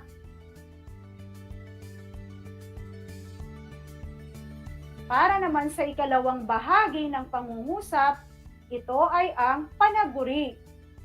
Ang panaguri ay ang bahaging tumutukoy o aplala sa simuno, uusapan.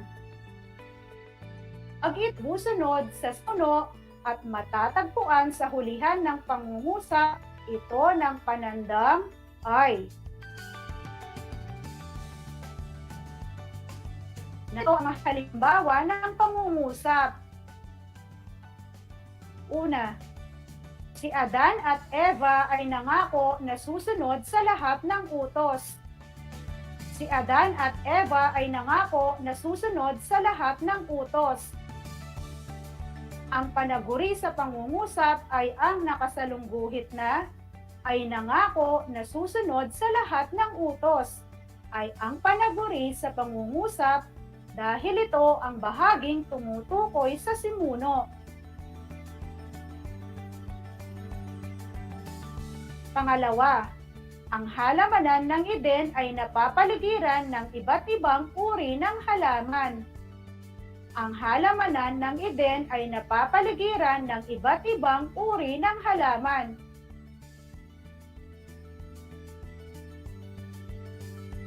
Ang panaguri sa pangungusap ay ang nakasalungguhit na ay napapaligiran ng iba't ibang uri ng halaman ay ang panaguri sa pangungusap dahil ito ang bahaging tumutukoy sa simuno. Pangatlo, Ipinagbabawal na kainin ang bunga ng punong kahoy. Ipinagbabawal na kainin ang bunga ng punong kahoy.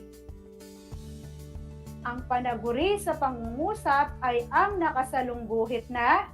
Ipinagbabawal na kainin ay ang panaguri sa pangungusap dahil ito ang bahaging tumutukoy sa simuno. Tandaan, ang panaguri ay hindi palaging nasa hulihan matatagpuan. Maaari rin itong matagpuan sa unahan ng pangungusap. Para malaman natin kung naiintindihan ninyo ang ating aralin, subukin natin itong gawain, kung saan isulat ninyo ang nakasalungguhit ay S kung ito ay tumutukoy sa simuno, at P naman kung ito ay tumutukoy sa panaguri. Babasahin ko ng 2 beses ang mga katanungan. Handa na ba kayo? Ayos! Tayo'y magsimula na.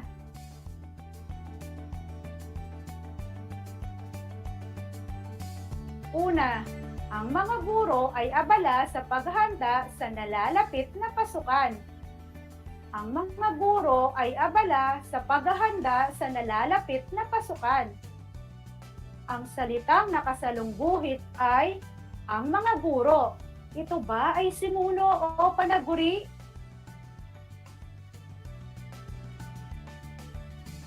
Tama! Ito ay S o simuno dahil ito ang paksang pinag-uusapan.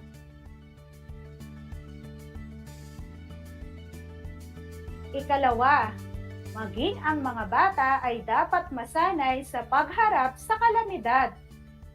Maging ang mga bata ay dapat masanay sa pagharap sa kalamidad. Ang salitang nakasalungguhit ay dapat masanay sa pagharap sa kalamidad. Ito ba ay simuno o panaguri?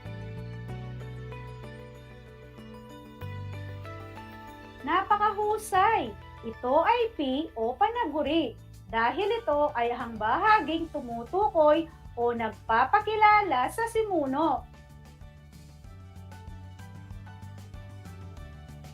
Ikatlo, si Ginang Alma ay naglilinis sa bakuran. Si Ginang Alma ay naglilinis sa bakuran. Ang salitang nakasalungguhit ay naglilinis sa bakuran. Ito ba ay simuno o panaguri?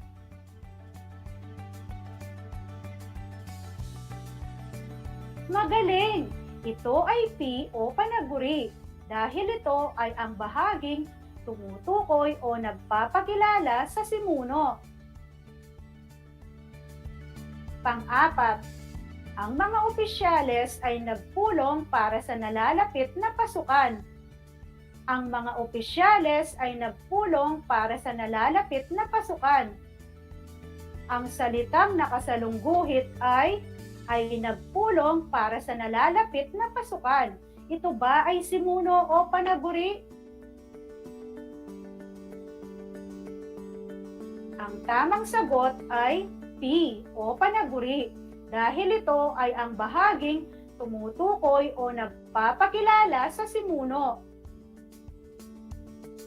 Panglima, si Liza ay naliligo sa dagat. Si Liza ay naliligo sa dagat. Ang salitang nakasalungguhit ay si Liza. Ito ba ay simuno o panaguri?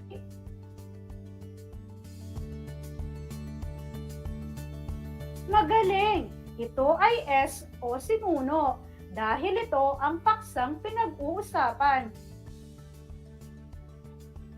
Mahusay! Nakakatuwang kayang-kaya niyo nang isulat ang simuno at panaguri sa pangungusap.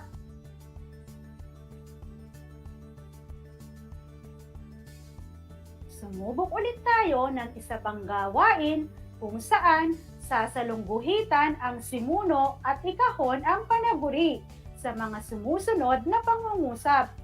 Babasahin ko ng 2 beses ang mga katanungan. Una, Ang Goshen ay napakagandang pasyalan. Ang Goshen ay napakagandang pasyalan. Ang tamang sagot, ang Goshen. Ang ating simuno, kaya ito ang nakasalungguhit. At panaguri naman ay napakagandang pasyalan, kaya ito ang nakakahon. Ikalawa, magaling na kumanta ng kundiman si Lani. Magaling na kumanta ng kundiman si Lani. Napakahusay! Si Lani ang ating simuno, kaya ito ang nakasalungguhit. At panaguri naman ay magaling na kumanta ng kundiman, kaya ito ang nakakahon. Ikatlo, napasigaw ng malakas si Aling Amelia. Napasigaw ng malakas si Aling Amelia.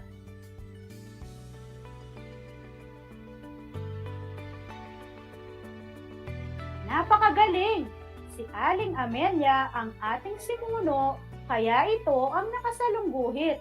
At panaguri naman ay napasigaw ng malakas, kaya ito ang nakakahon. Pang-apat, sina Aina at Drasen ay masayang naglalaro ng badminton sa labas. Sina Aina at Drasen ay masayang naglalaro ng badminton sa labas.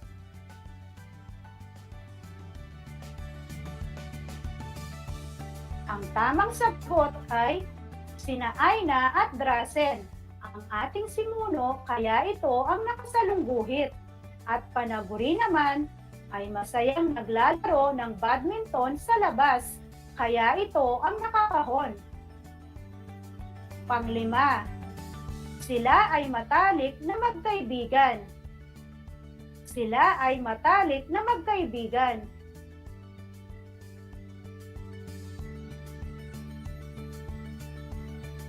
Magaling! Sila ang ating simuno, kaya ito ang nakasalungguhit. At panaguri naman ay ang matalik na magkaibigan, kaya ito ang nakakahon.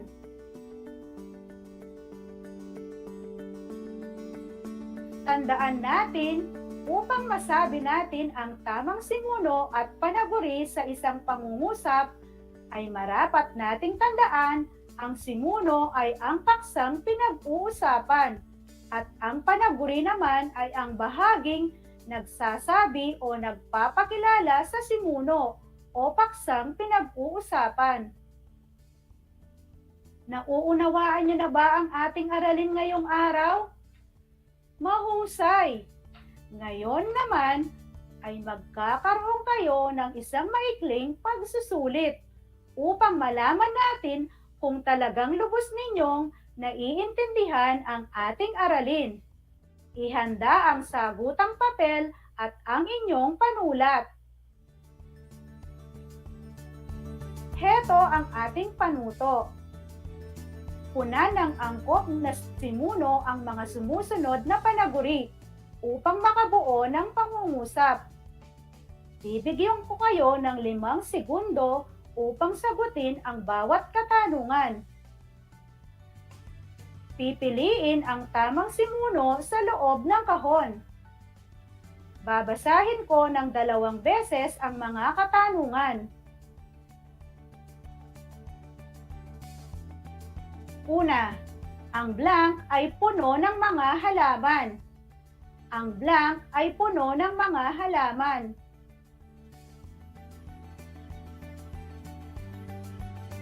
Pangalawa, ang aking blank ay abala sa pagtuturo ng aming mga aralin. Ang aking blank ay abala sa pagtuturo ng aming mga aralin.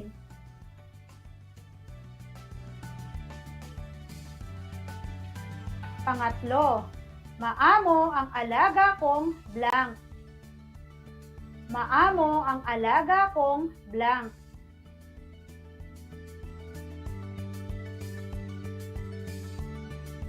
Pang-apat, isa sa mga pinakahihintay na pagdiriwang ay ang Isa sa mga pinakahihintay na pagdiriwang ay ang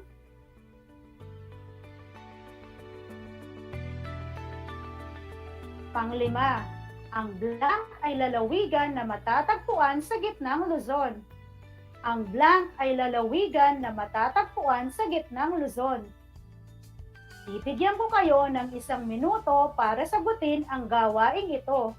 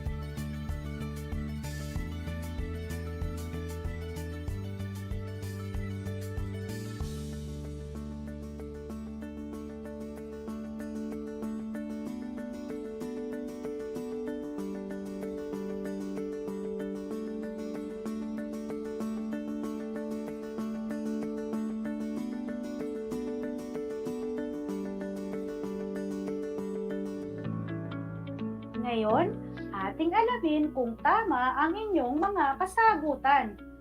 Para sa unang bilang, kung ang sagot ninyo ay paaralan, magaling!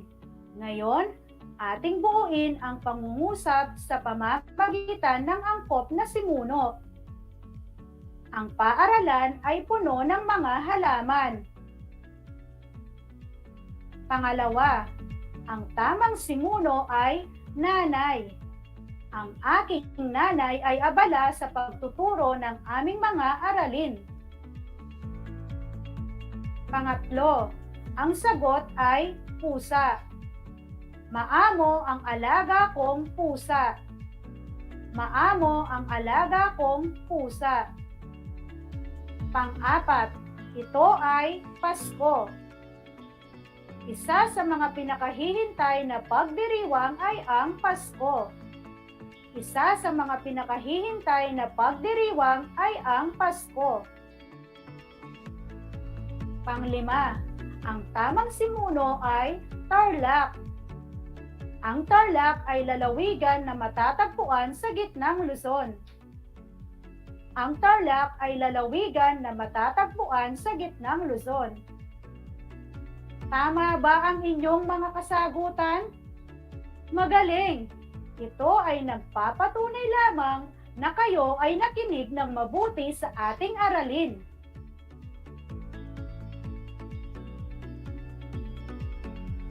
Dumako naman tayo para sa ating karagdagang gawain.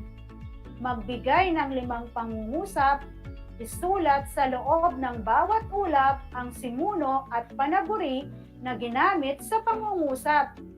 Isulat ito sa sagutang papel.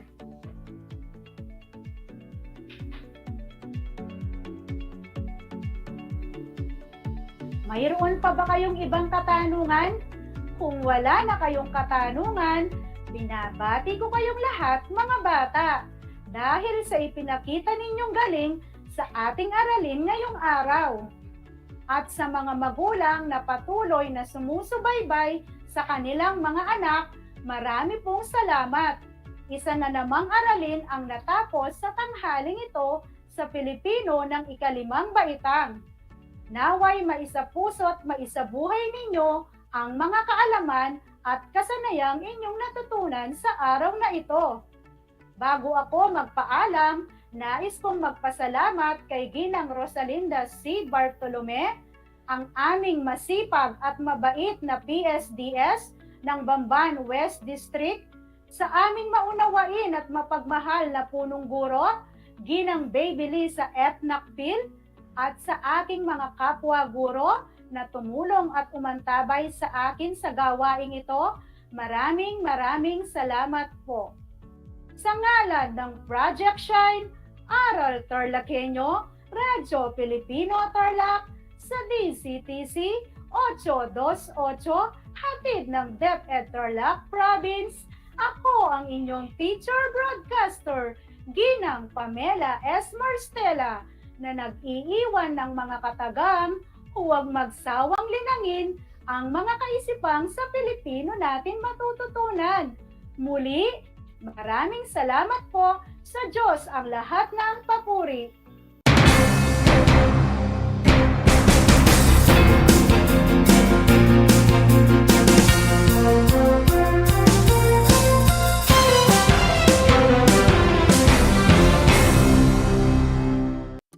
Kumusta mga giliw kong tagapakinig? Nagbabalik ang inyong paaralang panghimpapawid, Aral TarlakHenyo, sa RTV Tarlac, Channel 26, at sa bayang naririnig sa DCTC 828, Radyo Pilipino Tarlac. Tayo rin ay napapanood sa FB Live ng RTV Tarlac Channel 26. Sumasahimpapawid mula sa bayan ng Pura Tarlac, mula sa bayan ng San Clemente, mula rito sa Porok Elementary School, Pura Tarlac, sa bayan ng Kapas Tarlac. Ako, ang inyong guro,